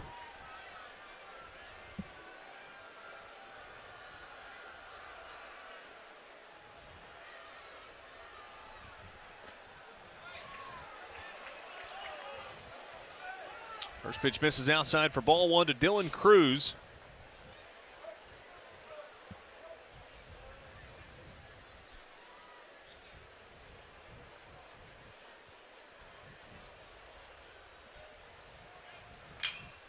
Chopper foul down the 3rd baseline.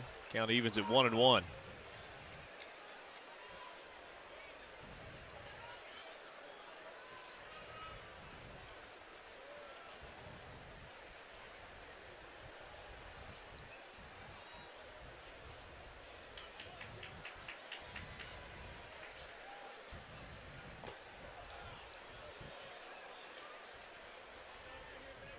Cruz has been in both of his at-bats. He's jumped on that breaking ball. Hit one foul and then just missed another one up in the zone. He flew out to center. You see Nikhazy kind of nibbling away there with the fastball in this at-bat. Runner on first is Milazzo. Breaking ball left side. Backhanded by Gonzalez to 2nd for 1 to 1st, not in time. Boy, what a good job by Gonzalez to get to that ball and unload it in a hurry to get Milazzo the lead runner for the 2nd out of the inning. And you can't do it any better than Gonzalez did there at shortstop. I expected him to try to take the backhand and maybe get Cruz at first base, but watch him get his body over and gets his hands basically parallel to the ball. And just a great job, great hands by Gonzalez there at shortstop. And turned a play that had no business being a double play and made it relatively close. So now Dylan Cruz is at first base, reached on the fielder's choice, and Jordan Thompson bats 0 for 2 with a couple of strikeouts swinging. No score between Ole Miss and LSU in Game 2 of this series. LSU no runs, 4 hits, no errors. Ole Miss no runs, 3 hits, and no errors.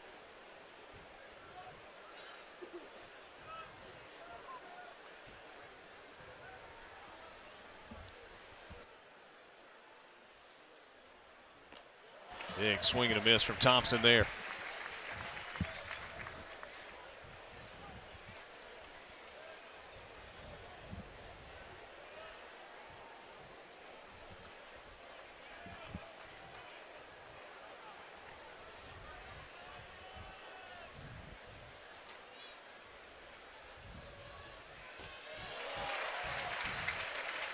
Thompson has had all kinds of trouble with Nikhazy's curveball here tonight. His first at bat, tried to bunt a few times, and then Nikhazy got him with a curveball for a strikeout, and his next at bat got 0-2 again, and got him again with that curveball. We'll see if he sticks with it or maybe tries to mix it up. 1 ball, 2 strikes to Jordan Thompson, LSU shortstop. Curveball, strike 3 called. That's the first strikeout looking of the night for Doug Nikhazy. 2 more Ks here in the 5th inning. He's got 9 in the game. Yeah, just absolutely knee-buckling breaking ball there by Nikhazy. It may be Game 2, but we're locked in a tight Friday contest here in SEC. Rebs coming to bat at the bottom of the 5th. In 24. Not a lot of offense tonight as we go to the bottom of the 5th inning. 4 hits for LSU. Tigers have stranded 6 runners through 5 innings. Ole Miss 3 hits. Richard Cross, Matt McLaughlin with you. Yeah, offense optional tonight. Let me correct myself. LSU did not strand a man in the 5th inning, so it's only 5 runners stranded for LSU. Rebels have left 2 on base as they come to the plate in the bottom of the 5th inning.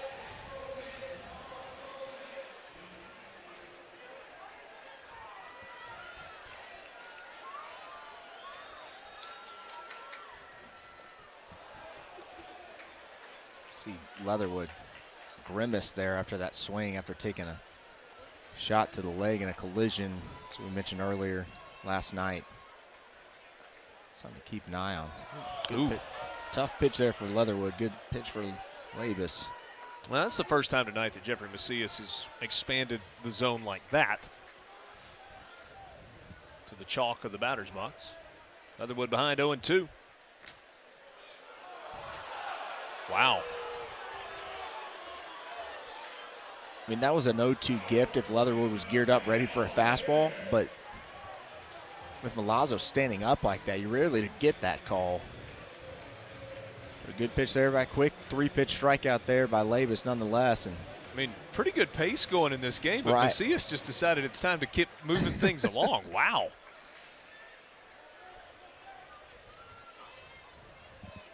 So a 3-pitch strikeout of Leatherwood to start the inning.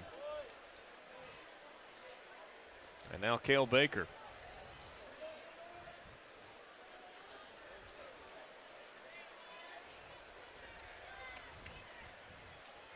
Baker grounded out to third his first time up. He fouls this one off Milazzo. And Jeffrey Macias will give Milazzo just a second to make sure he's okay. Mentioned it earlier. LSU thin at the catcher position right now. I think Paul Maneri held his breath on that one just in case.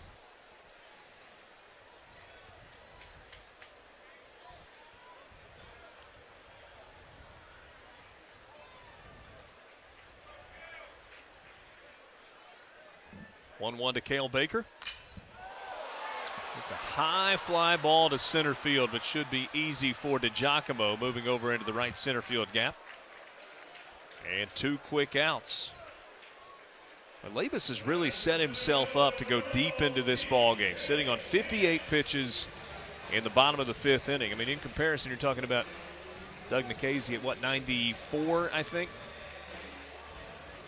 Yeah, as we mentioned in the opener, I mean, Labus is a guy just, other than the first start of the year, I mean, this guy goes 5 innings for his team every time out. And right now, you said 58 pitches and 2 outs in the 5th. He's poised to have a long night. Interestingly, you know, the game set up extremely well for both teams last night. You know, you get Ole Miss is able to get Marceau out in the 6th, and you go to Edwards and Fontenot to close it out. You see drive there by McCants. Cut off by the right fielder, Cruz. Cruz got a really good jump on that. He's a good defensive outfielder. That ball gets past him. McCants is standing on third base. Instead, it's a 2-out single for TJ McCants. Yeah, and watch this, one of the first changeups. Couldn't really see it there, but the changeup was up in the zone. One of the first really mistake changeups we've seen out of Labus tonight. Good job by McCants to extend this inning. So now John Rice Plumlee will bat for the second time. He grounded out to short his first time up.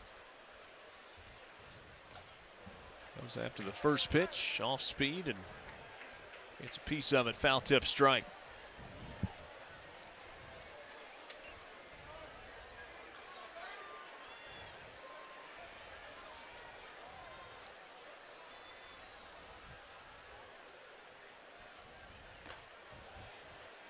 Oh, and 2 now to Plumlee.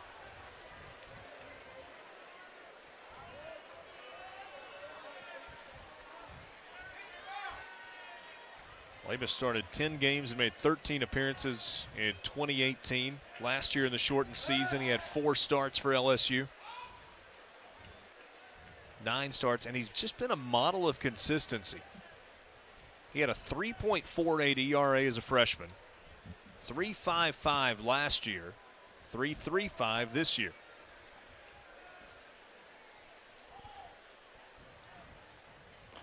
Plumlee check swing, and that is strike 3, and Ole Miss gets a 2-out single out of TJ McCants. Outside of that, nothing doing for the Rebels in the bottom of the 5th. Still no score between LSU and Ole Miss. Ready for what? Easy, complete game. Business, powering possibilities. So last week against Mississippi State in Starkville, Doug Nikhazy, complete game, 1-hit shutout, 12 strikeouts, which tied his career high and was the best that he's ever had in an SEC game. Named the National Pitcher of the Week as well as SEC Pitcher of the Week. Only 3 base runners for Mississippi State in that game last Saturday in Starkville in front of a raucous crowd. This first pitch is lifted down the left field line, and it is a fair ball. Hits the chalk, and then it's touched by a fan. And so it is a dead ball, and the runner will have to stop at second base. Gavin Dugas, which was probably going to be at second anyway. It's all right, guys. That ball hit right on top of the line down the left field line. I haven't seen the replay just yet, but man, that was about as close as you can get it. John Bramer, the third base umpire, right on it. It had to hit the left, hit the left-hand side of the chalk, but souvenir there for the fan, but good piece of hitting there by Dugas. So leadoff double for LSU in the top of the 6th inning.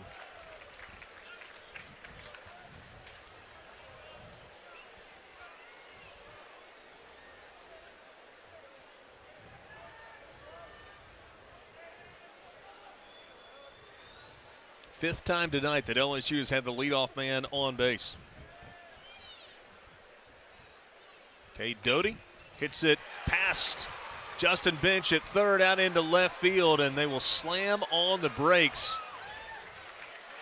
Dugas to third. He was thinking score and kind of stumbled as he tried to slam on the brakes at third. Cade Doty with a base hit through the left side. So runners at the corners, nobody out for LSU here in the top of the 6th. Yeah, Paul Maneri's coming out because he's wondering if Bench might have hit him. You see him right there. He did make contact with him. It was almost like Bench was just trying to get out of the way and didn't know which way Dugas was going to go, but it's pretty clear that At least if nothing else, bench. I don't think Dugas is scoring on that play anyway, but Maneri's out there trying to say, hey, you never gave my guy a shot because he got in his way. But well, 1st and 3rd here, nobody out.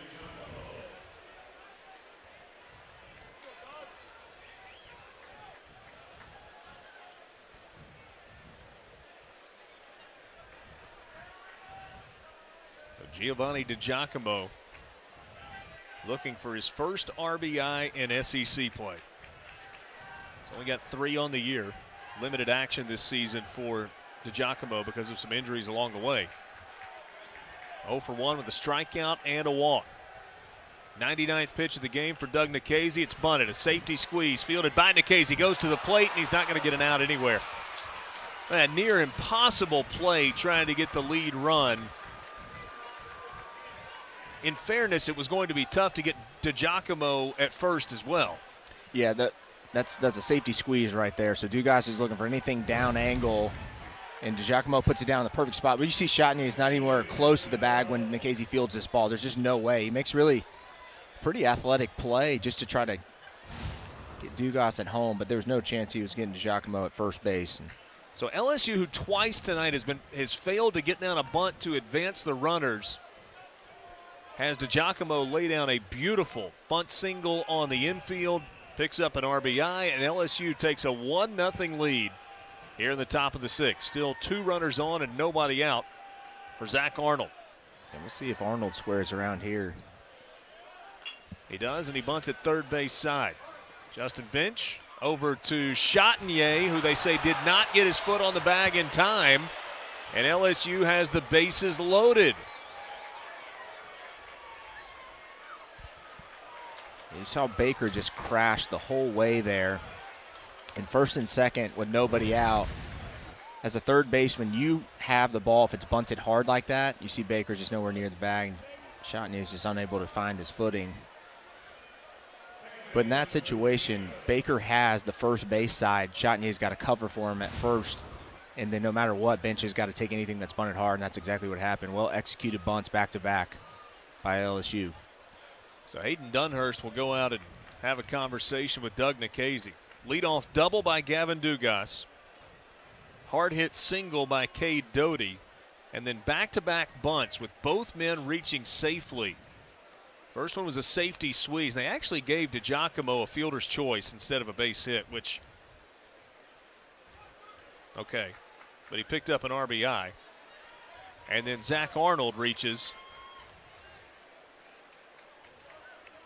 on what I assume is going to be scored an error. And you just saw Chatinier. He was trying to catch it as he was trying to find his footing, and just a tough play. Ole Miss will play in at the corners with Bench and Baker. Double play depth in the middle of the infield, and a breaking ball, strike 1 to Drew Bianco.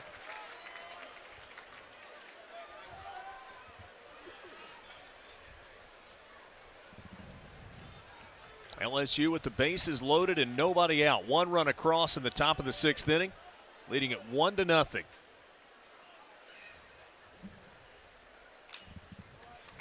Bianco fouls it off and is behind in the count now 0-2.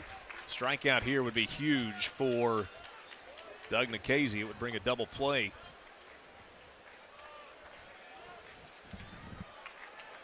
Into the equation. But first he's got to worry about Bianco at the plate. And they got Bianco in his last at-bat on a curveball. Saw him go back on the 0-1, so they're either going to have to double up or give him something else.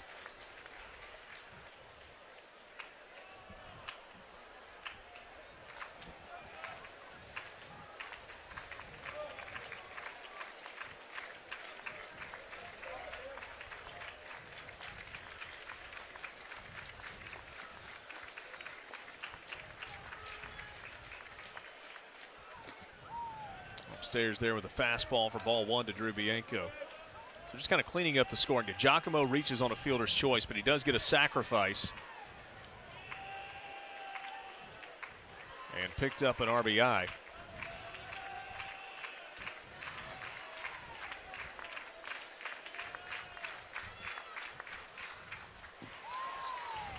That's a strikeout. Ball got to the backstop, but nowhere for Bianco to go with first base occupied. So that's the first out of the inning and the second time that Drew Bianco has struck out in the game. I'll tell you, there was a lot to digest on that one. Bianco chases one really at his eyes, and I don't know if I think he might have crossed Dunhurst up right there. You saw him talking to Nikhazy. A big strikeout by Doug Nikhazy there, but interesting. You just see this fastball. Yeah, it completely crossed up Dunhurst. He was expecting a curveball down, and luckily for him, didn't square him up right in the mask.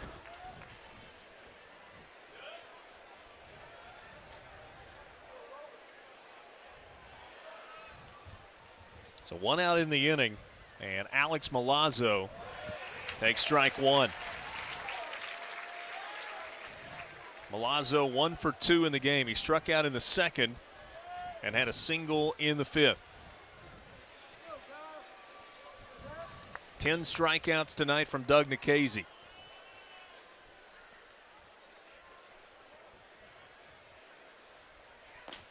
Swing and a miss for strike two. A good pitch there by Nikhazy. Last at bat, he got Milazzo to look at a curveball in the 0-0 count, try to sneak a fastball by him, and he put it up the middle for a base hit. He doubles up there with the curveball, now can go wherever he wants.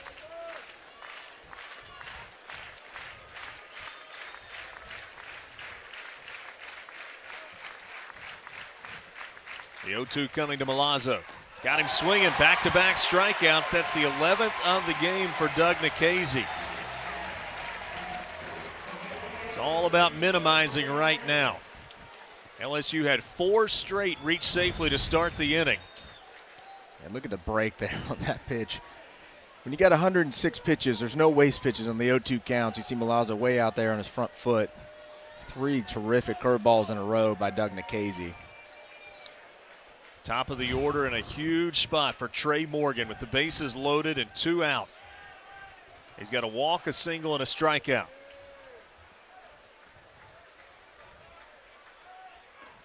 First pitch to Morgan, called strike on the outside corner. Through the slider there. Leadoff double followed by a single. Giovanni DiGiacomo laid down a bunt, got a sacrifice, reached on a fielder's choice, and drove in the first run of the game. Then Zach Arnold laid down a sacrifice bunt, reached on an error. Was charged to the second baseman. Here's a chopper, middle of the infield. Tough play, and nobody comes away with it. Now late throw to the plate. 1 run will score, but DiGiacomo will not score. LSU runs into the 3rd out of the inning. So the Tigers get 2. Frankly, it could have been a whole lot worse. Not a great inning defensively for Ole Miss. The Rebels have got their work cut out for them offensively as Labus comes back to the mound.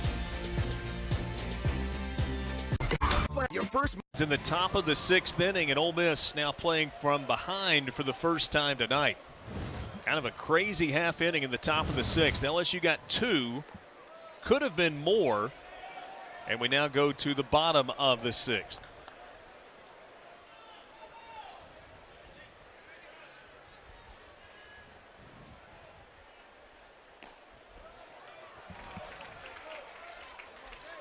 Two and 0 to Jacob Gonzalez, top of the order.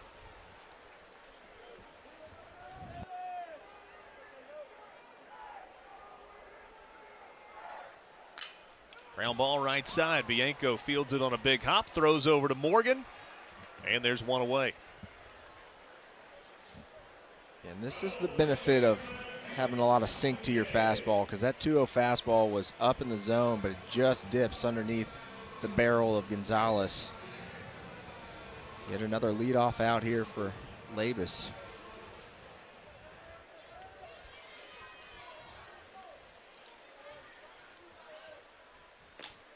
Outside for ball 1 to Peyton Chatinier.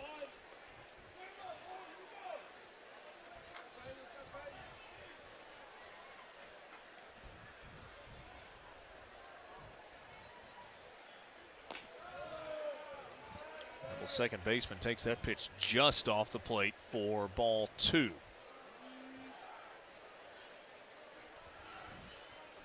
Best scoring opportunity for Ole Miss came in the 4th inning after back-to-back singles from Chatinier and Graham to start the inning. This is a roller on the left side. Backhanded in the hole by Thompson. The throw at first. Called an out, but an immediate request for an appeal as Mike Bianco from the Ole Miss dugout thought that Morgan pulled his foot.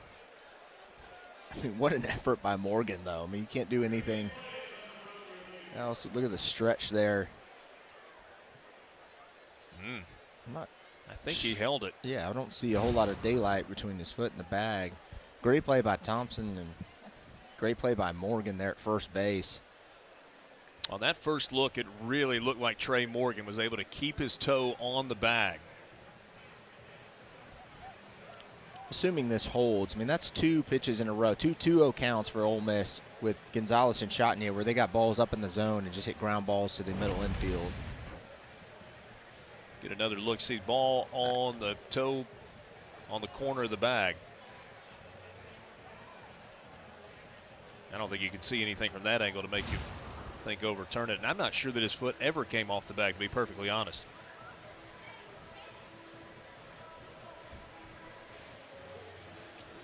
Yeah, I didn't see anything that would make me believe that he would overturn that one for sure. But again, can't say enough about the defensive plays by LSU tonight.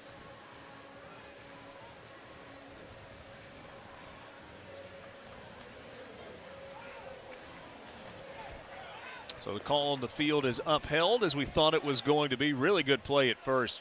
Trey Morgan has played a great defensive first base tonight.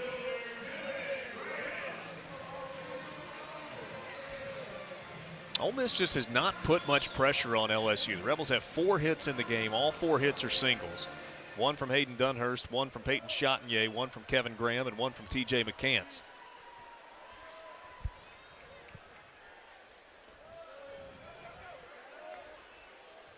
And again, we talked about this in the last half inning. A.J. Labus in great shape from a pitch count, and now he's got a 2-0 lead, just sitting on 70 pitches for the game.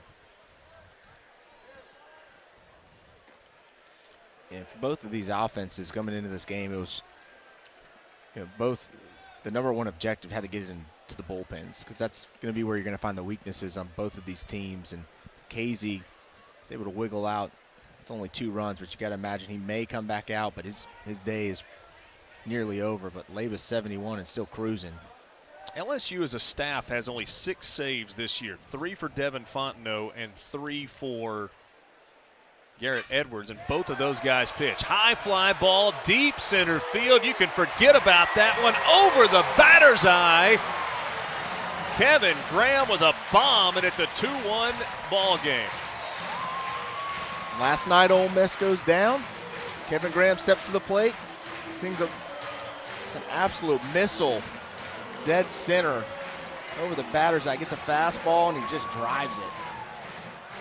And again, we talked about the 2-0 pitches that were missed in the last 2 at-bats. This one was not missed at all. See him go down and absolutely blast that one out of here. And the crowd finally back in it for Ole Miss. Where this ball goes over. Wow. There's about 15, 20 feet of separation from the fence and the bottom of the batter's eye where it starts. And that one cleared it by plenty at the top. So now 2-1, and here's Hayden Dunhurst. Ole Miss just missed back-to-back home runs last night in the first inning from Graham and Dunhurst as Dunhurst hooked one foul down the right field line. He lifts this one the opposite way to left. Dugas on the run to the track, reaches up, it's off the wall. Hayden Dunhurst will cruise into second with a double. He just missed for the second night in a row. A back-to-back situation. Yeah, he almost had back-to-back showers here at Swayze. You saw him take, again, another fastball up in the zone. Almost finally starting to see the ball up. He doesn't try to pull it, drives it to left field, and you see Dugas almost makes a great play too, but about a foot more, and we are tied here at Swayze Field. And a meeting on the mound for LSU after back-to-back hard hit balls. The home run for Kevin Graham was his 8th of the year. It was his 3rd in SEC play. Followed up by a double from Hayden Dunhurst. And the first 2 extra base hits of the night.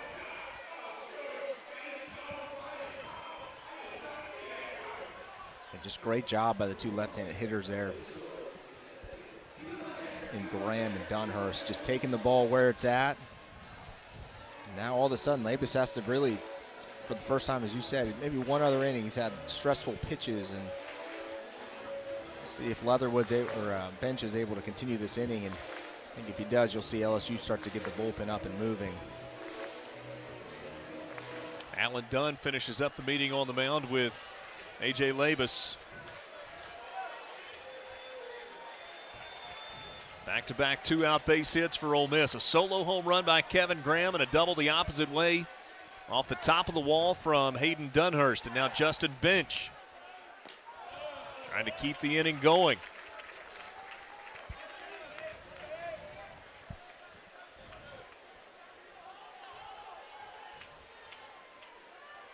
No offense for either team for 5 innings. LSU strikes for 2 in the top of the 6th. Ole Miss has answered with a run in the bottom of the 6th inning. Justin Bench Heads in up. on the hands, yanked it foul over to the LSU dugout.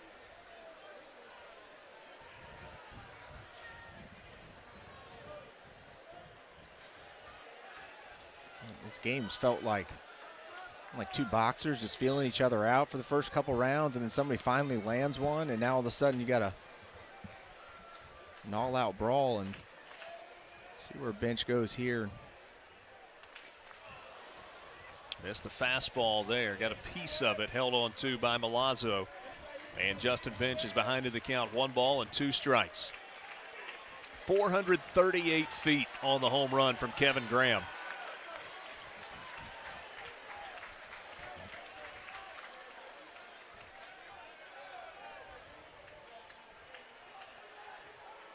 Labus a pitch away from getting out of the inning. And he gets a swing and a miss. Back-to-back fastballs with a little late life on them. Ole Miss strands a runner at second, but the Rebels get 1 back. Kevin Graham deep to center field and over the batter's eye to make it a 1-run ball game. It's LSU 2, Ole Miss 1 as we go to the 7th. 11th Energy. appearance of the year. He's 0-0 with a 1.93 ERA. 4th appearance in an SEC game. He's going to come in with a lot of energy. He's got a fastball that's going to sit in the low 90s, and he just reminds me of Grant Balfour that used to be back in the big leagues, through for a couple of clubs, just yelling at himself the whole time. And he's just going to come in. He's coming in a big spot here now.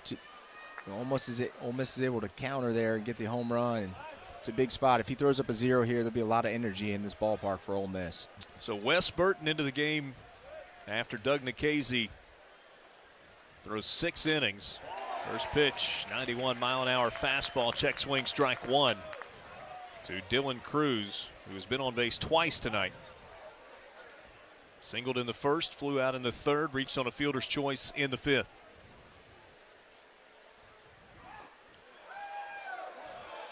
Ooh. Low, I suppose, for ball 1. 1 ball and 1 strike. Doug Nikhazy, 6 innings, 7 hits, 2 runs, only 1 earned. 3 walks and 11 strikeouts tonight. 2-1 now to Dylan Cruz.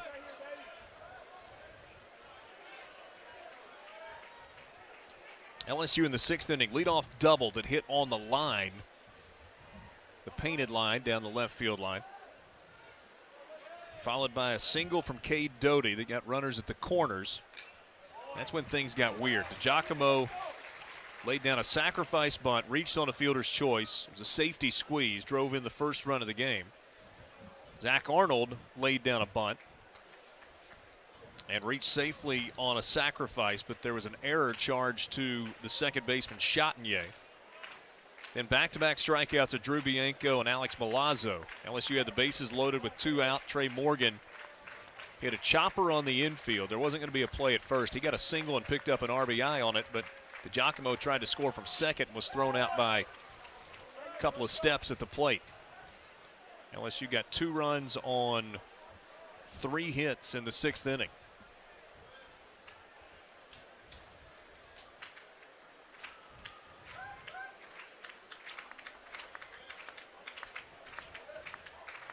2-2 to Dylan Cruz.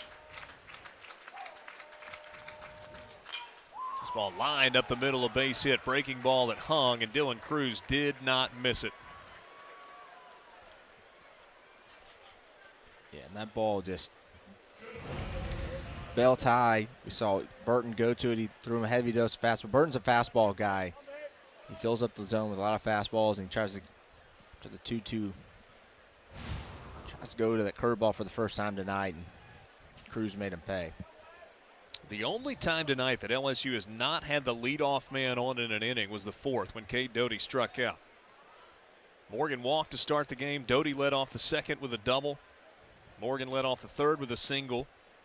Milazzo led off the fifth with a single.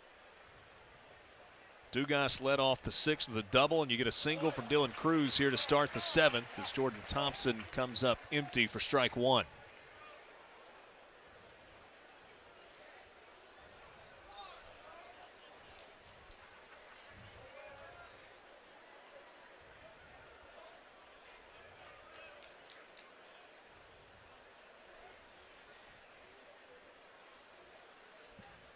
The 0-1 to Thompson.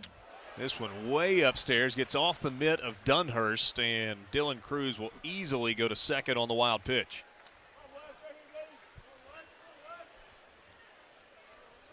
Ball missed the strike zone by about 4 or 5 feet.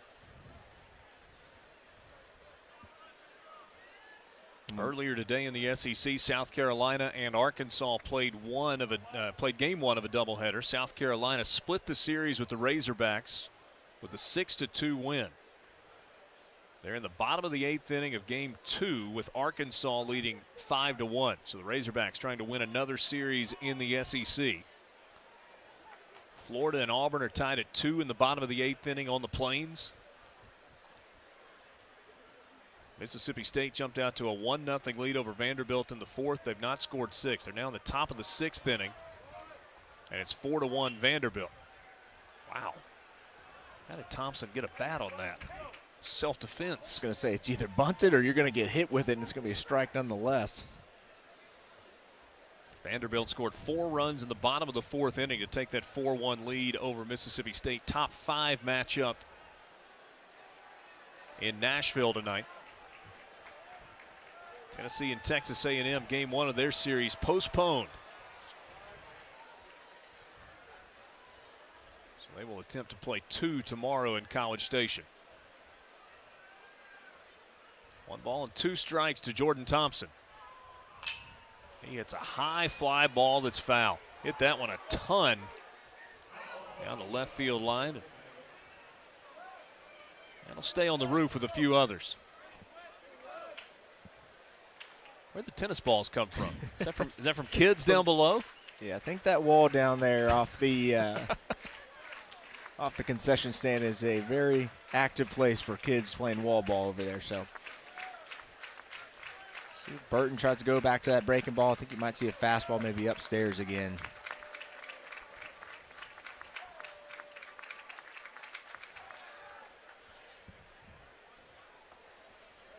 Dylan Cruz leads LSU with 11 stolen bases on the year. He's 11 out of 13.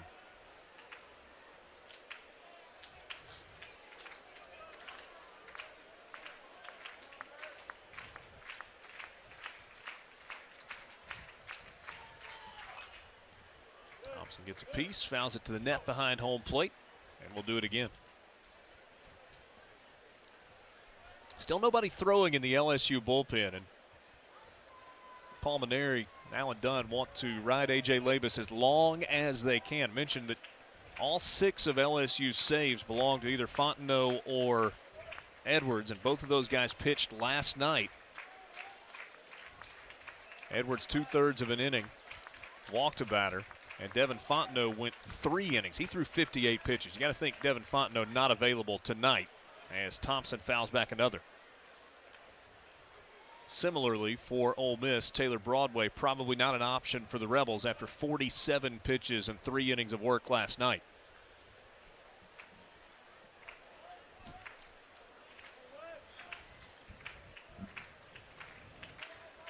See if Burton mixes it up here. He's trying to go back upstairs a couple times at Thompson. He's fouled off a few now.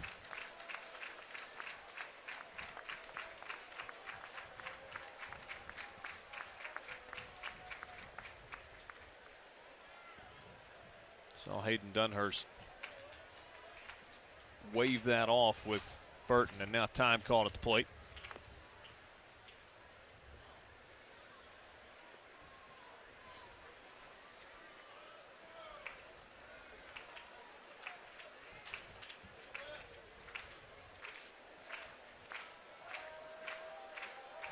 Another 1-2 coming with Cruz at second and nobody out. This one's hammered foul third base side. Good battle going here between Wes Burton and Jordan Thompson, who is happy to see somebody besides Doug Nikhazy on the mound. He was 0 for 3 with 3 strikeouts, 2 swinging and 1 looking. Yeah, after 3 at-bats like that, you'd be fine seeing Nolan Ryan or something like that. Nikhazy certainly had his number, but so far he's battled up with Burton, who's tried again, slip those fastballs by him. And with Cruz, he tried to come to the breaking ball on the 2-2, and he made him pay. See if he goes back to it. Pulled down the third base line and foul again. And she bailed out of the way on that one, which was probably a wise idea. Definitely a wise move. That ball was hit very well. And again, Burton, just like with Cruz, after a couple fastballs in a row, goes to the breaking ball, was up. Thompson rips it foul. Now decision time if you're Mike Bianco calling the pitches here. Just a 1-2 count, but this is the 9th pitch of the at-bat. Swing and a miss. Burton gets a big strikeout for the first out of the inning here in the top of the 7th. And Jordan Thompson is now 0 for 4 with 4 strikeouts tonight. Yes, he just fastball challenges him, gets that one down and in a little bit. Thompson unable, just tough night for him at the plate. Burton fired up. Now Dugas coming to the plate for LSU. Gavin Dugas takes high for ball 1. And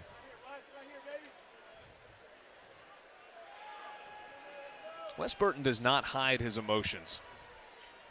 Gave up a leadoff single to Dylan Cruz. He got to second on a wild pitch during the Jordan Thompson at-bat. Ended up getting a strikeout there, and he's 1-0 on Gavin Dugas, who's 1 for 3 with a double and a run scored. Another fastball up, and it's 2-0.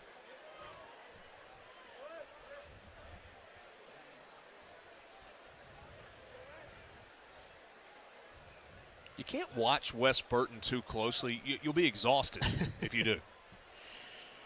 I'm telling you, man, I'm watching Grant Balfour pitch for many years, and he was just to crack everybody up in the stands except for the opposing teams.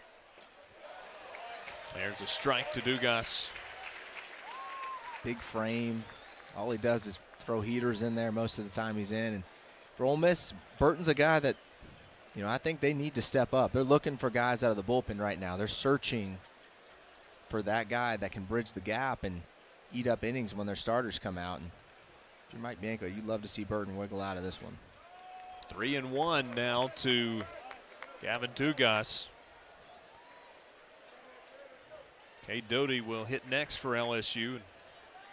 He's had a good game tonight. 2 for 3 with a run scored.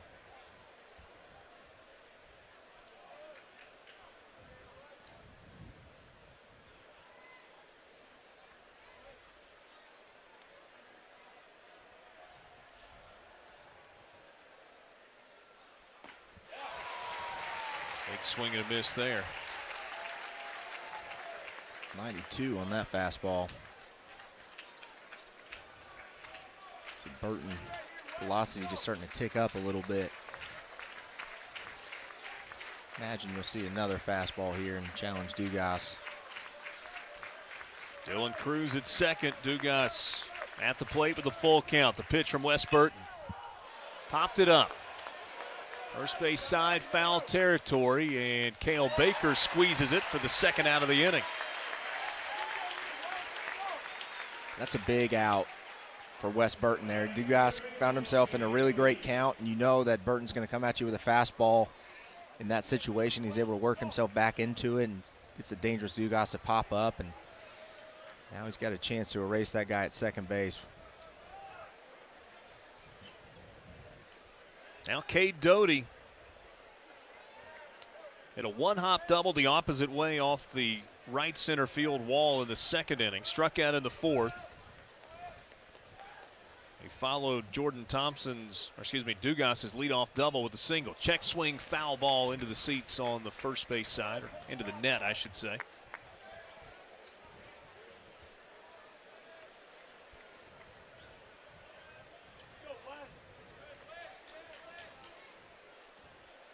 Giovanni DiGiacomo would hit next for LSU. Wes Burton trying to keep him in the on-deck circle with the runner on second and 2 out. No balls and 2 strikes now to Cade Doty.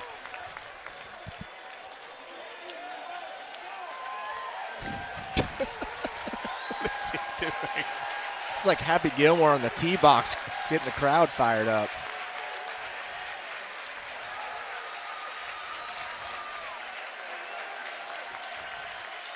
The 0-2.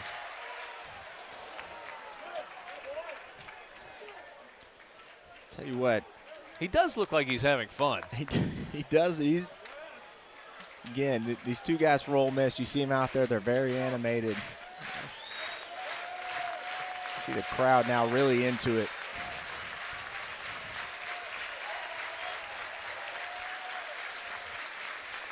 No balls and 2 strikes to Cade Doty.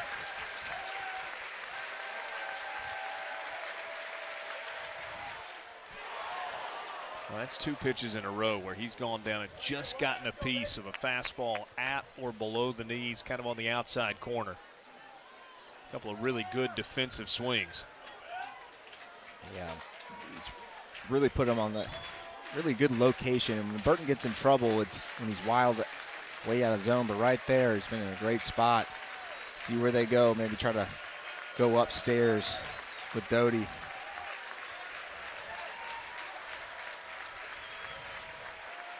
The 0-2. Swing and a miss. Got him to chase one off the plate. After a leadoff single and a wild pitch, strikeout, pop out, strikeout. It's time to stretch at Swayze Field as we go to the bottom of the 7th. LSU 2, Ole Miss 1. It's Planet Fitness's best deal ever. Super free. Super free. Devoting pot. 1 for 7 with runners on base, 0 for 5 with runners in scoring position, but 2-out hitting has been okay. 3 2-out base hits for Ole Miss through the first 6 innings. Hayden Leatherwood, Cale Baker, and TJ McCants to start things off for Ole Miss against A.J. Labus. Still nobody throwing in the LSU bullpen. Leatherwood takes strike 1. First pitch, backdoor slider. Leatherwood struck out on 3 pitches in his last at bat. A little low there for ball 1.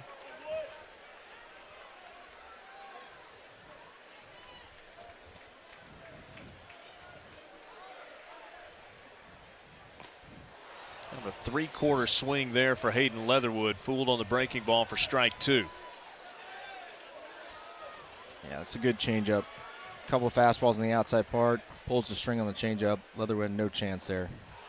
And then chases one down and away. Tough at bat for Hayden Leatherwood. He's been so locked in at the plate over the last couple of weeks. Can't help but wonder if the collision in the outfield is affecting him a little bit at the plate as well. Yeah, and those are good pitches by Labus. I mean, a couple fastballs there on the outside part, and you just see it when the hitter's looking at that window where the ball's coming out of Labus's hand. Everything looks the exact same, and then he pulls the string on the changeup after 2 fastballs. It's really good pitching there. So another changeup there to Baker. Through 6 1/3, A.J. Labus has allowed 6 hits, 1 earned run. It was a solo home run. It was a monster shot from Kevin Graham. Cale Baker swings and misses at a fastball just off the plate. That fastball, the last couple of innings, has really had some late life to it.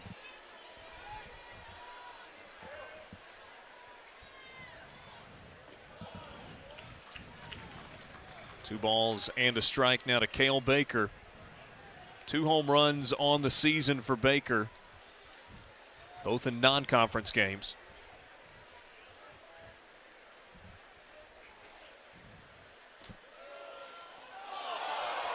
That's one Cale Baker's going to want back. I know the crowd is. I'm not sure what the reaction was. That was a strike all day long. If you're Cale Baker and you get that fastball in the inner part of the plate, you really got to pull the trigger there because Labus hasn't missed too many times in that spot to the right-handers. So here the 2-2 to Baker. Lays off the breaking ball down for ball 3.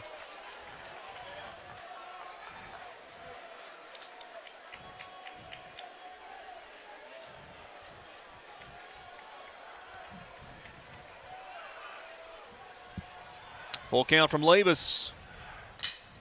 Ground ball left side, cut off by the third baseman. Doty throws over. Plenty of confidence in that throw from Doty. A little hop as he let it fly for the second out of the inning. My guy over there made that look awfully easy, like he was just playing catch in the backyard. But a good job by Doty to cut that ball off and just makes a nice easy flip over to first base. And now Labus again, 2 quick outs. And that's a play that Thompson probably makes behind him, but you tell your third baseman, go get it if you can. Yeah, you always want to take, if you can get it on a straight line angle to second base as a third baseman or an angle to first base, you take it 100 out of 100 times. McCants, base hit to right. 4th 2-out base hit of the game for Ole Miss, another single.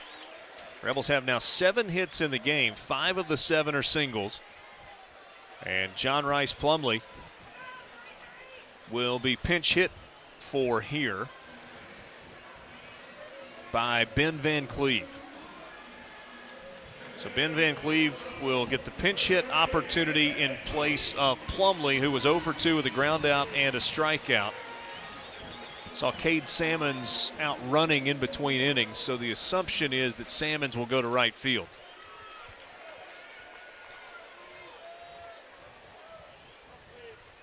Ben Van Cleve with his first opportunity to swing this weekend. Check swing, throw to second is high, and McCants has the stolen base.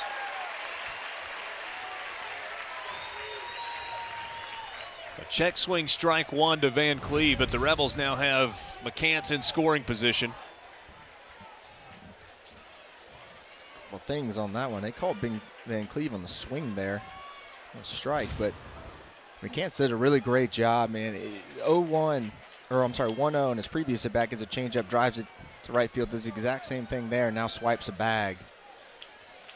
TJ McCants now 4 for 4 in stolen bases. Ben Van Cleve looking to drive in a run and tie the game. He's got 11 runs batted in this season. He lifts it the opposite way. Cruz, few steps in, makes the easy catch, and Ole Miss strands another base runner. No runs on a hit, no errors, and a man left on base. Through 7, it's LSU 2, Ole Miss 1. After the year we've had, you deserve Planet Fitness's best deal ever. Super free. Super free. Get your free. And it We go to the top of the 8th inning. LSU have been the standard in college baseball, 6 national championships, last one in 2009, 18 trips to Omaha. Have not missed the NCAA tournament since 2011. According to D1 Baseball's latest projections, LSU currently on the outside looking in.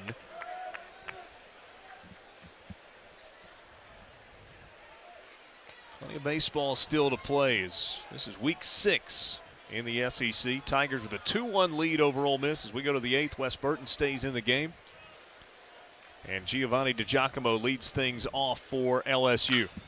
He lifts the ball into shallow right field where Cade Sammons has just checked in, dumps one in for a base hit, and once again, LSU has the leadoff man on base. That is 7 times in 8 innings. And yet, only 2 runs in the game.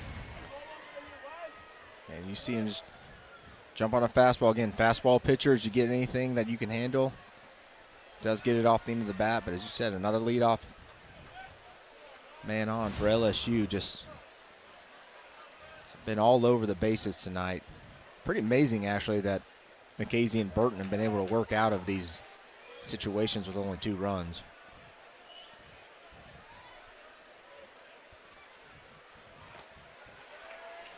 First pitch strike to Zach Arnold. The DH tonight for LSU is 0 for 2. Ground out, line out, Reached on an error, but it was a sacrifice on a bunt attempt in his last at bat. Wes Burton gave up a single in the 7th inning, got strikeout, pop out, strikeout to get out of it. It allowed the runner to get to second on a wild pitch. This ball is hit a mile. It's going to end up probably on Old Taylor Road. I hope that's not where you were parked. Probably not if you're watching in the ballpark, but probably not if you're watching, but that ball was hit a long way.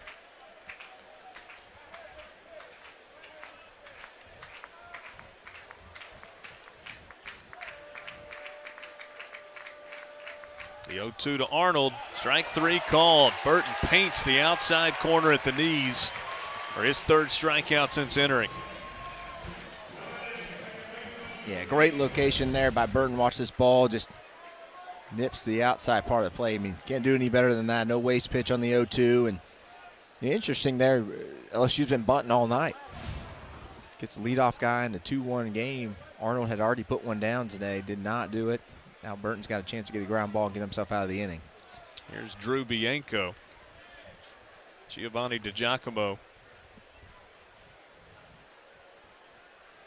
over at first base, has a stolen base tonight. It was his 4th of the year. Has not been caught stealing this season. Arkansas beat South Carolina 5-1 to win another series.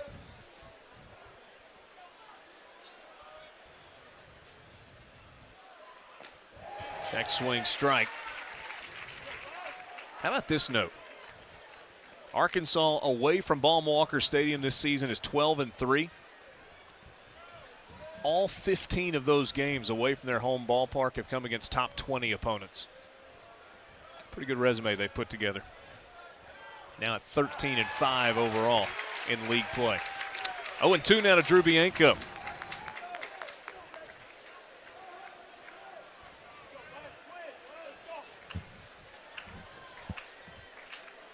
Yeah, they got Bianco on an upstairs fastball in his last AB.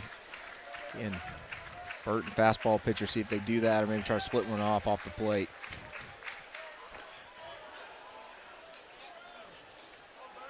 Only 2 games going on in the league at this point as Vanderbilt leads Mississippi State 4-1 in the 8th inning. Missouri beat Georgia 6-4. Alabama 10-1 over Kentucky. Florida wins 4-2 against Auburn.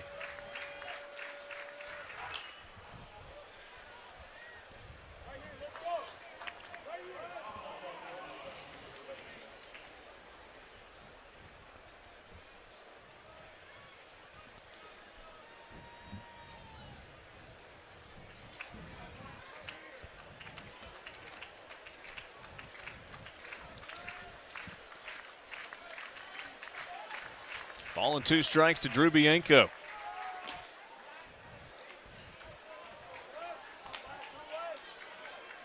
Job by Bianco to get himself back into it. Now 2-2 count. See if Burton mixes it up or always stays with the heater. Leadoff single as Giovanni DiGiacomo dumped one out into right field. Zach Arnold struck out looking. 2 balls and 2 strikes to Drew Bianco. Fouls it off to stay alive at the plate.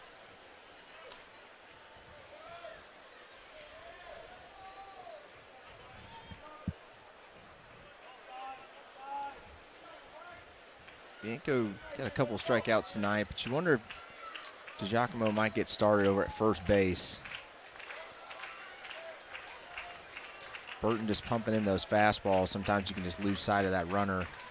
DiGiacomo 3 for 3 in stolen bags this year. 2-2 pitch, line down the right field line, but it's foul.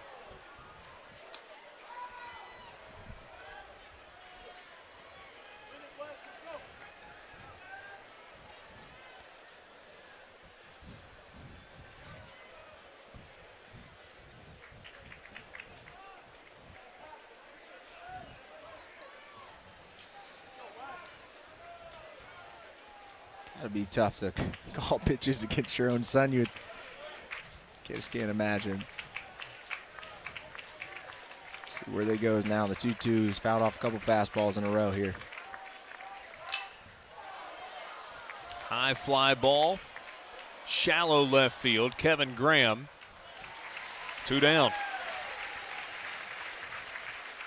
Burton just challenged Bianco the entire at bat with fastballs there.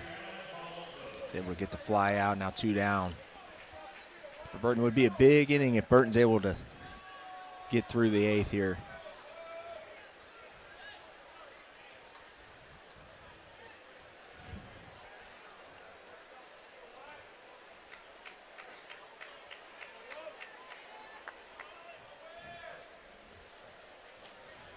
Two down, top of the 8th inning. Leadoff man DiGiacomo still at first base with Milazzo at the plate. See if DiGiacomo tries to get to second on his own as Milazzo takes strike 1. Couple of strikeouts. Milazzo wrapped around a single in the 5th inning.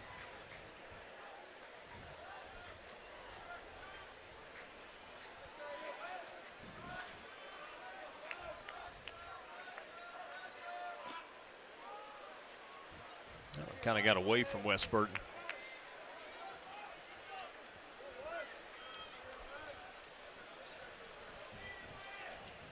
About 40 pitches for Burton.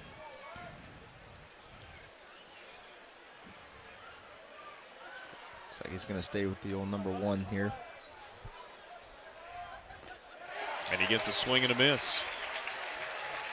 They've lost a couple of ticks on the fastball. He's been at 88 on his last 2. I've seen him as high as 92, maybe 93 tonight. The velo may be down. The enthusiasm is still up. The energy level has not dropped off at all. True statement.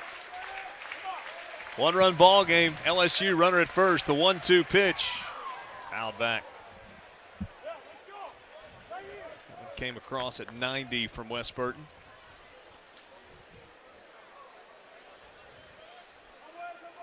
He gives you all he's got. There's no question about that. Ole Miss 9-7.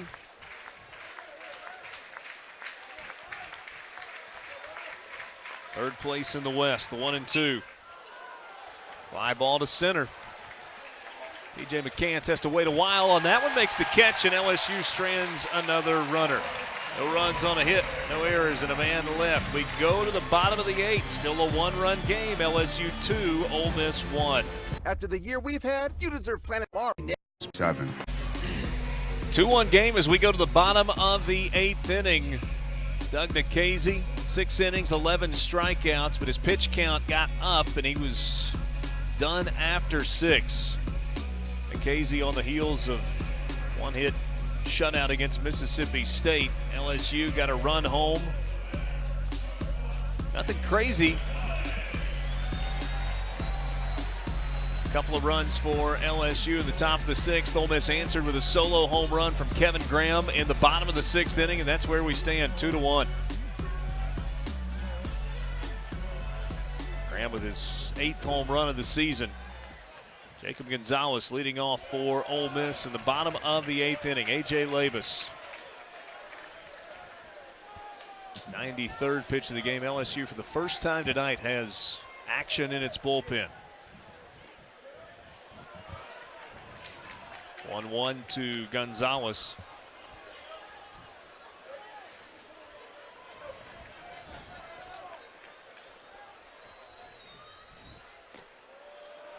LSU's 2 runs in the 6th inning scored. There were a couple of hard hit balls in that inning, but the hits that drove them in were a bunt and a dribbler over the mound. The 2-1 to Jacob Gonzalez. Hits it high in the air to center field, and DiGiacomo goes back, then comes forward, goes to his right, and squeezes it for the first out of the inning. And again, Gonzalez got another good pitch to hit right there. Fastball up in the zone. He just missed it. Got the barrel to it, but Labus again able to get the leadoff guy. Ole Miss still waiting for anybody but Kevin Graham here tonight to come up with a big hit. Regardless of the outcome of this game, Paul Maneri could not have asked for anything more from A.J. Labus than he's gotten. he couldn't ask for anything more from any of the guys throwing. I mean, they've been all lights out for LSU. I mean, yesterday, it's exactly how he would want to draw up the game, and Labus is, as you said, he's been outstanding tonight. Chatinier, chopper to third, easy play for Doty. The throw nearly pulled Morgan at first base. Trey Morgan bails his third baseman out there, and they are quickly 2 down here in the 8th. It was almost a disaster play there for Doty. Luckily, you got Gold Glove caliber first baseman over there. As you said, 2 quick outs now for Ole Miss. Still not at 100 pitches. 99th pitch of the game coming here to Kevin Graham. Takes that one for ball 1. The last pitch that Kevin Graham saw from A.J. Labus, he hit 438 feet. 2 for 3 tonight.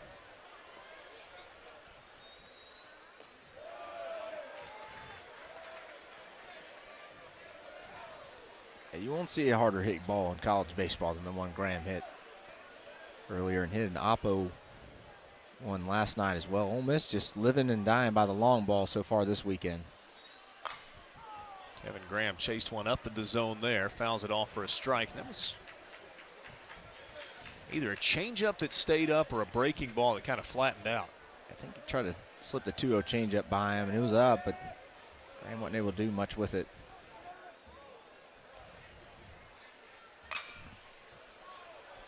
Graham goes to a knee to hit that one foul.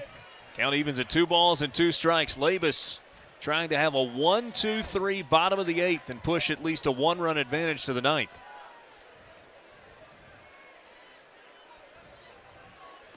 LSU shifts with 2 strikes on Kevin Graham. Graham pops it up. Foul territory, third base side, and that ball is not going to be caught. And because of the shift, LSU cannot get an out. That was Thompson who ran from shortstop. Look how far he had to go just to get that. I mean, that ball was hit a long way in the air. Yeah, unfortunately, Milazzo didn't take him out here. Look how close we are to a really nasty collision. Fortunate for Thompson, I think you saw him take a deep breath there. But yeah, the shift, ways the shift will backfire on you right there, but see where Labus goes here now, and again another 2-2 count. Outside for ball 3. And what LSU does with their shift is something that you see some other teams do as well. They take their third baseman and move him over to the right side of the second base bag. And Drew Bianco, the second baseman, is pulled over on the edge of the grass. And then Morgan trying to take the line away on the first base side. So a full count coming to Kevin Graham. And it's ball 4. Kevin Graham is on base for the 3rd time tonight. Graham is seeing it well from Labus right now. That was a really good at bat. Another 2-out quality at bat from Kevin Graham.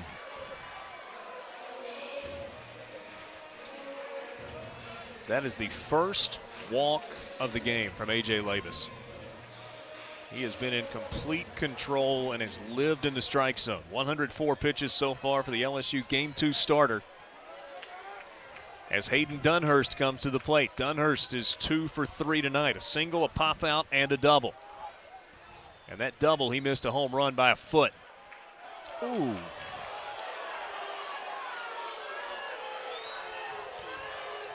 Good pitcher's pitch there from Labus, but that one looked off the plate.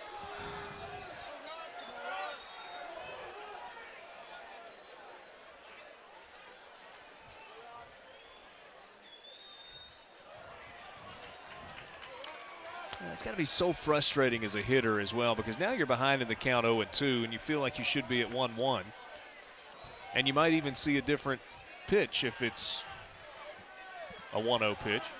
And even more frustrating, guys with like Labus have that kind of movement on the ball. 0-2 chopped left side. Doty waits back on it, has to hustle, and he just gets Dunhurst by a step over at first base. So LSU will take a 1-run lead to the 9th. Ole Miss leaves another base runner on. It's 2-1 through 8. As we go to the ninth. First month free. No enrollment, cancel anytime. This one-time deal ends tomorrow. LSU 2, Ole Miss 1 as we go to the ninth inning with Wes Burton still on the mound for Ole Miss. He came in to start the seventh, gave up a leadoff single. Got strikeout, pop-out, strikeout. Gave up a leadoff single in the eighth. Got strikeout and a couple of flyouts. So 2 hits allowed by Wes Burton since entering. He's been good. Ole Miss has been, Nikhazy didn't dazzle like he did last weekend, but he really, in every sense of the word, really grinded out 6 innings for Ole Miss, and he gave him a quality start. Gave up 1 earned run. Yeah, and he gave up a couple. He scattered some hits. I mean, he was really good. LSU did a good job of running up his pitch count, and Burton's done exactly what you want your first guy out of the pen to do: keep me in the ball game, let my offense get a chance to do it. And Ole Miss is still just looking for a big hit offensively. LSU is in the insurance business right now as a light rain begins to fall here in Oxford. Trey Morgan, Dylan Cruz, and Jordan Thompson, top of the order for LSU as they look to add to their lead. And first pitch swinging, first pitch base hit for Trey Morgan. He's going to try to turn it into 2. Nope, slams on the brakes. So 3 straight innings, a leadoff single off of Wes Burton. Great job by Morgan. Again, just aggressive. Knows he's probably getting a fastball.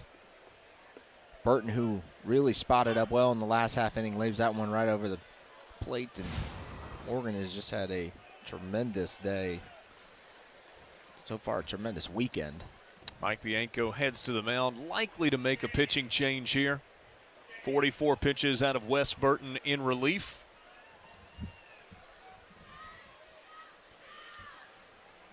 Obviously, there's still some baseball to be played, but if you're Mike Bianco, you have to be thrilled with what Wes Burton gave you tonight. Again, going into this weekend, it was basically Taylor Broadway, and that was it out of the Ole Miss bullpen. Nobody knew what to expect, and LSU made Broadway pay, but Burton did his job tonight, which is a great sign for Ole Miss's bullpen. They're trying to get that cleaned up. Thought he had a good night. Really competed well against the LSU offense that is always looking to do damage. Ole Miss will go to the left-hander out of the bullpen as the night is done for Wes Burton. 2 innings of work, couple of hits, no runs allowed, 3 strikeouts for Wes Burton. As Jackson Kimbrell will now come into the game for the Rebels. See the line for Wes Burton. Tell you more about Jackson Kimbrell when we come back. It's Planet Fit first month. Next. 14th appearance of the season, 4-0 the record, 3.12 ERA, 24 strikeouts, 11 walks on the season. Doug Nikhazy, the starter, lasted 6 innings, 2 innings out of Wes Burton. He gave up 3 hits, did not allow a run, but the runner at first, Trey Morgan, belongs to Burton. And huge spot for Kimbrell. The way Ole Miss has been swinging it, the way Labus has been pitching it tonight, any extension onto this lead will feel enormous. So Kimbrell is going to have to come in here and fill up the zone and try to work around you. The tough hitting Cruz coming to the plate, but Kimbrell's going to come at these LSU hitters with a fastball, a curveball, and a changeup as well. That fastball is going to sit in the upper 80s. You'll see him try to get Cruz maybe to roll one over. It's the only game still going in the SEC as Vanderbilt wins 6-2 over Mississippi State. Complete game with 8 strikeouts tonight for Kumar Rocker. Guy's pretty good. Pretty good. Yeah, they're throwing tomorrow is not terrible. In the bulk. So before Jackson Kimbrell throws a pitch, he is called for a balk, and Mike Bianco is looking for an explanation from the home plate umpire, Jeffrey Macias. It's a bit of a giveaway. It's kind of like a false start coming out of a timeout, right? Not sure exactly if he flinched or what exactly he did. You're going to see Mike Bianco walk Cruz here.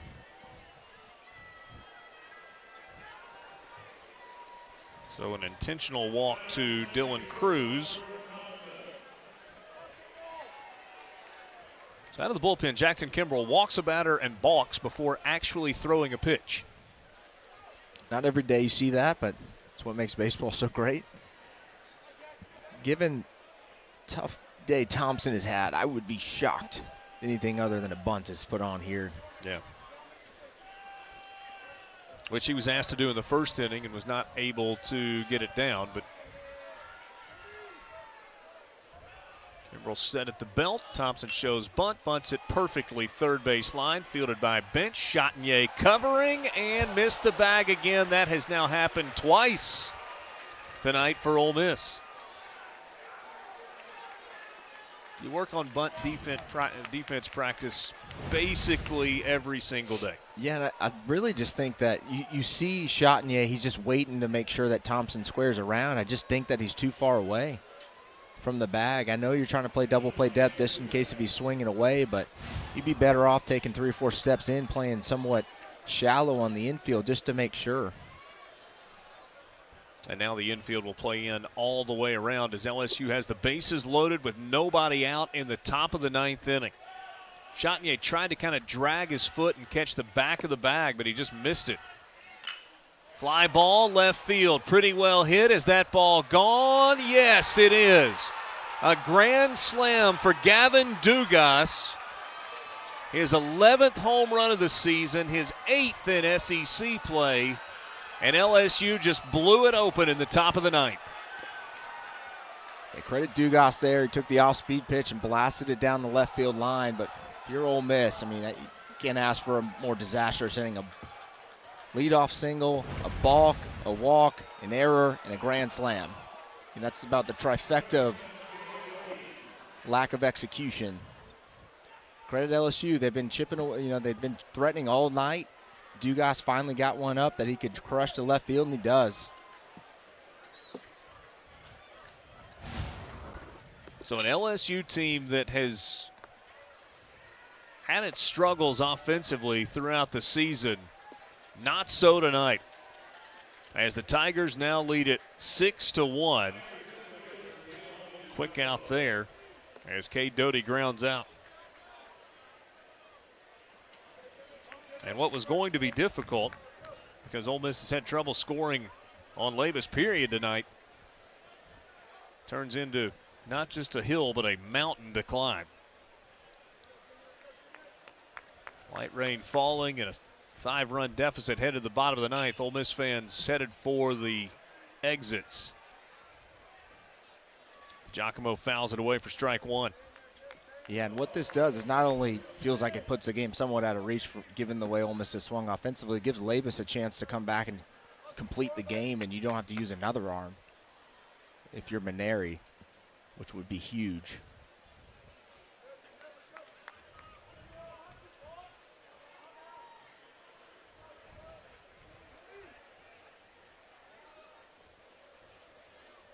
So 1 out in the 9th, base is empty, and DiGiacomo swings through it for strike 2. Leadoff single for Trey Morgan. A balk got him to second base before Kimbrell threw a pitch. An intentional walk to Dylan Cruz. An error on a sacrifice bunt for Jordan Thompson. And then a grand slam for Gavin Dugas. And LSU leads 6-1 in the top of the 9th inning with 1 out. There's a swing and a miss, and that's going to be a strikeout, but a wild pitch will allow DiGiacomo to get down to first base.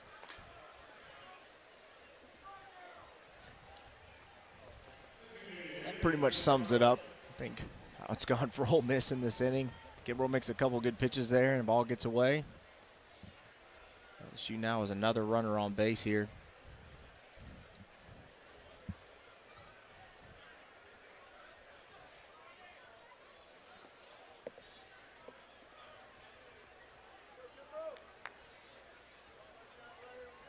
Disastrous 9th inning. Big jump and a throw down to second.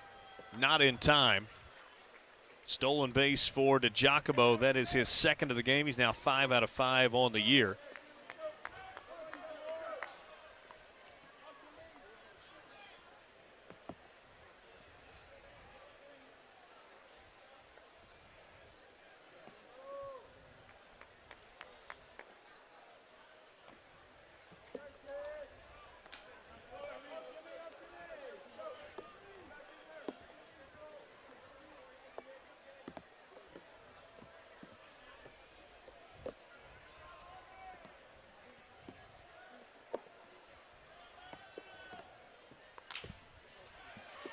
Lifted to left. That one will fall in front of Graham. DiGiacomo stops at third.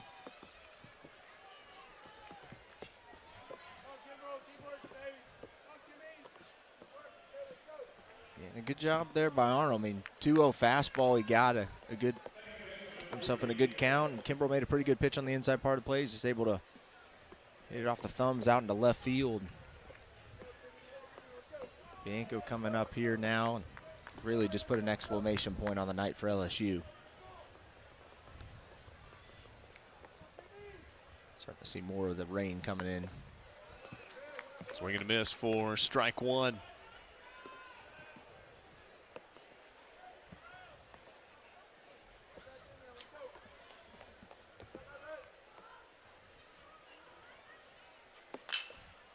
Ground ball. Gonzalez throw to first, not in time. Run comes home to score.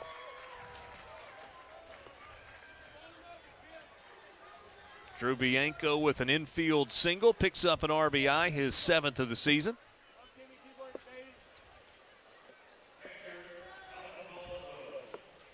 So Mike Bianco coming out. He's going to make another pitching change here. And tough outing for Kimbrell. He's just started bad and got worse.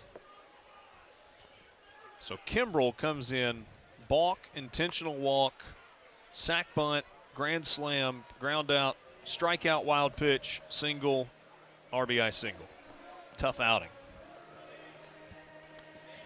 Yeah, and that's what Ole Miss has been dealing with out of the bullpen. That's why when Burton came in and gave you 2 good innings, unfortunately for Ole Miss, the wheels have completely fallen off here. Tigers 7-1. Braden Forsythe coming in. We'll tell you about him when we come back. It's Planet Fitness's best deal. No. Into the game as LSU will send its 9th hitter of the inning to the plate. LSU with 5 runs scored here in the top of the 9th inning. Braden Forsythe making his 10th appearance of the year, 0-1 with a 5 ERA. Yeah, and job's pretty simple. If you're Forsythe, it's already a 6-run ball game. You got to come in and throw strikes and make pitches. And bottom line for this Ole Miss bullpen, they got to make pitches. And Burton did his job tonight. Kimbrell did not. Forsythe, the former closer for Ole Miss, it was he in the Broadway show last year on the back end of games. And Forsythe seen flashes of the stuff that can run it up in the mid-90s. He's got a breaking ball and a changeup as well. But again, in this spot right now, you just got to get out of the inning and hope for a miracle in the bottom of the 9th. It's been about control for Forsythe. You see the 10 strikeouts with 7 walks, and that's in 9 innings. And when he's on, his stuff is really good. The stuff plays. He just has not been able to find the consistency that they saw last year. But again, every time you get a shot to step on the mound, it's an opportunity, and he's got an opportunity here. He's got to get his team back in the dugout. Forecasters don't always get it right. They nailed this one. Had the rain coming in about 9:30, and here we are. There was a light sprinkle back in the 1st or 2nd inning. Check swing as Milazzo held up. 9th man of the inning to come to bat for LSU, and it has been exactly what the Tigers wanted. Insurance, talked about that at the top of the frame. Trey Morgan reached. In fact, the first 4 reached until Dugas cleared the bases. And the last 3 have reached. After the ground out by Cade Doty. 2 balls and no strikes to Alex Milazzo, the catcher for LSU, 1 for 4. Had a single back in the 5th. Fouls it away. Count goes to 2-1 now to Milazzo.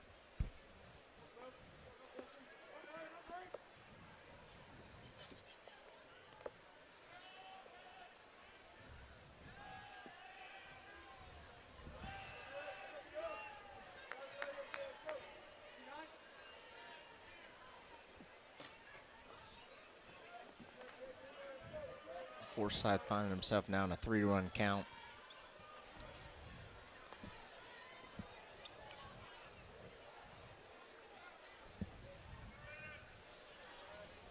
Milazzo here, you get a free swing basically because you can Just about bet the farm that a fastball is coming here from Forsyth. The 3-1. It was a fastball, and he hit it hard into the air to center field, but McCants is able to move over to his right and make the catch for the second out of the inning. A big top of the ninth for LSU. 5 runs across, highlighted by a grand slam from Gavin Dugas. It was his 11th home run of the year. In SEC play, Dugas has not hit for a high average, but he's now got 8 home runs and 19 runs batted in league games. And here's Trey Morgan to the plate for the 6th time tonight.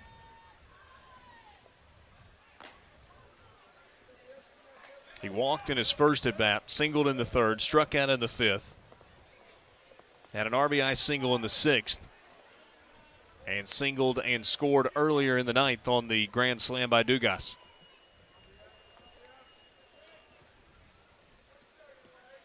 First and second with 2 down for LSU.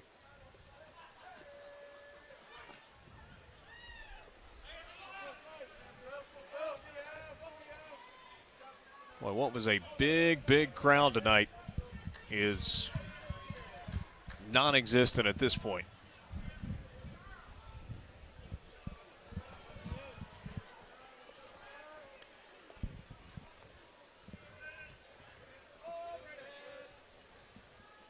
Two-0 to Trey Morgan. Hits it on the ground, backhanded by Chatinier. What a nice play by the Rebel second baseman. Kind of flips it over his shoulder on the run to Gonzalez, covering at second to end of the inning. Fielder's choice for Morgan as Bianco is forced out at second base. Goes right every day in possibilities. 7 runs, 13 hits tonight for LSU, including 5 in the top of the 9th inning to blow this game open. What was a 1-run deficit for Ole Miss is now a 6-run deficit as Justin Bench leads things off in the bottom of the 9th. And what a tale of 2 stories for what the opposing teams were looking for in the 9th inning. Ole Miss was trying to just keep the game where it was and give itself a chance as Bench lines that ball into center field for a leadoff single. And LSU was thinking, if we could just get a run or two in terms of insurance to make it more difficult. Well, they did more than just get a run or two. Yeah, and Ole Miss certainly helped them out along the way. And, you know, I think if you're Ole Miss right here, you're down 6. Got the leadoff guy on, first step of a comeback, right? But I think the first thing you got to do is if you're Ole Miss, find a way to get Labus out of the game. If nothing else, a sense of pride. You know, don't let the guy finish the game in a complete game situation. So try to get Labus out of the game and see what happens when they start bringing relievers in. Hayden Leatherwood looking for his first hit of the night. Pop out and a couple of strikeouts for the Rebel DH. They've been playing right field. Collision out in center field, a little banged up last night. Not playing defensively. He rips one through the right side of the infield. Bench will stop at second base, station-to-station baseball. And back-to-back base hits for Ole Miss to start the 9th inning. That's exactly what you want to do for Ole Miss, right? Labus had 110 pitches before that last one. Get a couple base hits. LSU head coach Paul Maneri's going to have to, I'm sure he's going to want to see his guy finish this game out, but at some point you're going to have to think about going to the pin. So we see Kemp Alderman step into the plate, young freshman for Ole Miss. Alderman made his first career appearance on Tuesday night, went 1 for 4, had a single in his last at bat. And he goes after the first pitch and fouls it away. And this is a guy that is fastball hunting. He puts on a show in batting practice. There's no doubt about that. And looks the part for a corner hitting outfielder or infielder, but also could be the team's tight end as well. Trey LaFleur will pinch run for Ole Miss in place of Hayden Leatherwood over at first base.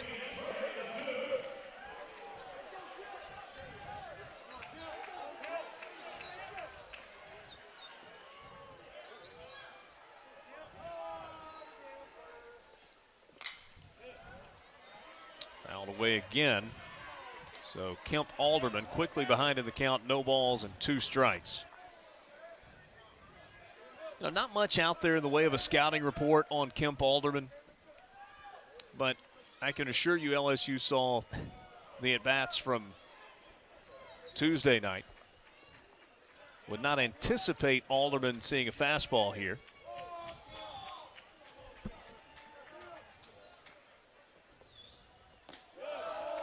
You know, he had for his debut, which is always nerve-wracking experience for any freshman, but 3 strikeouts to start the game, and then he took an off-speed pitch the other way. That was a good sign if you're Ole Miss coaching staff, but I think you're right. Probably going to, if you're Labus, you're going to make the freshman beat you on that off-speed pitch.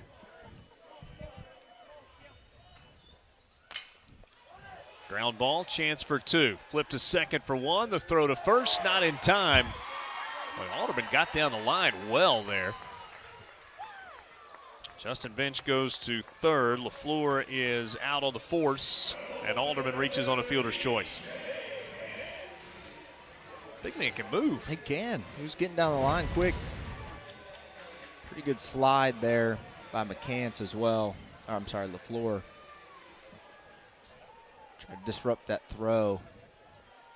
Well, with the rain coming down and given the score, the first order of business is to be sure you get that out at second base. Here is T.J. McCants. Ole Miss trailing 7-1 in the bottom of the 9th inning, down to just 2 outs remaining. And the first pitch is called a strike to McCants.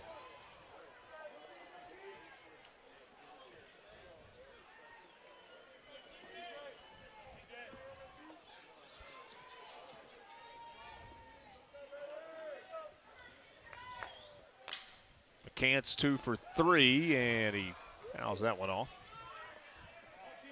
With the way Morgan's played over the first base, I fully expected him to come up firing to second base there. Try to turn double play in some miraculous fashion. He's displayed an outstanding first base over there. For what it's worth, the wind is blowing out to left field.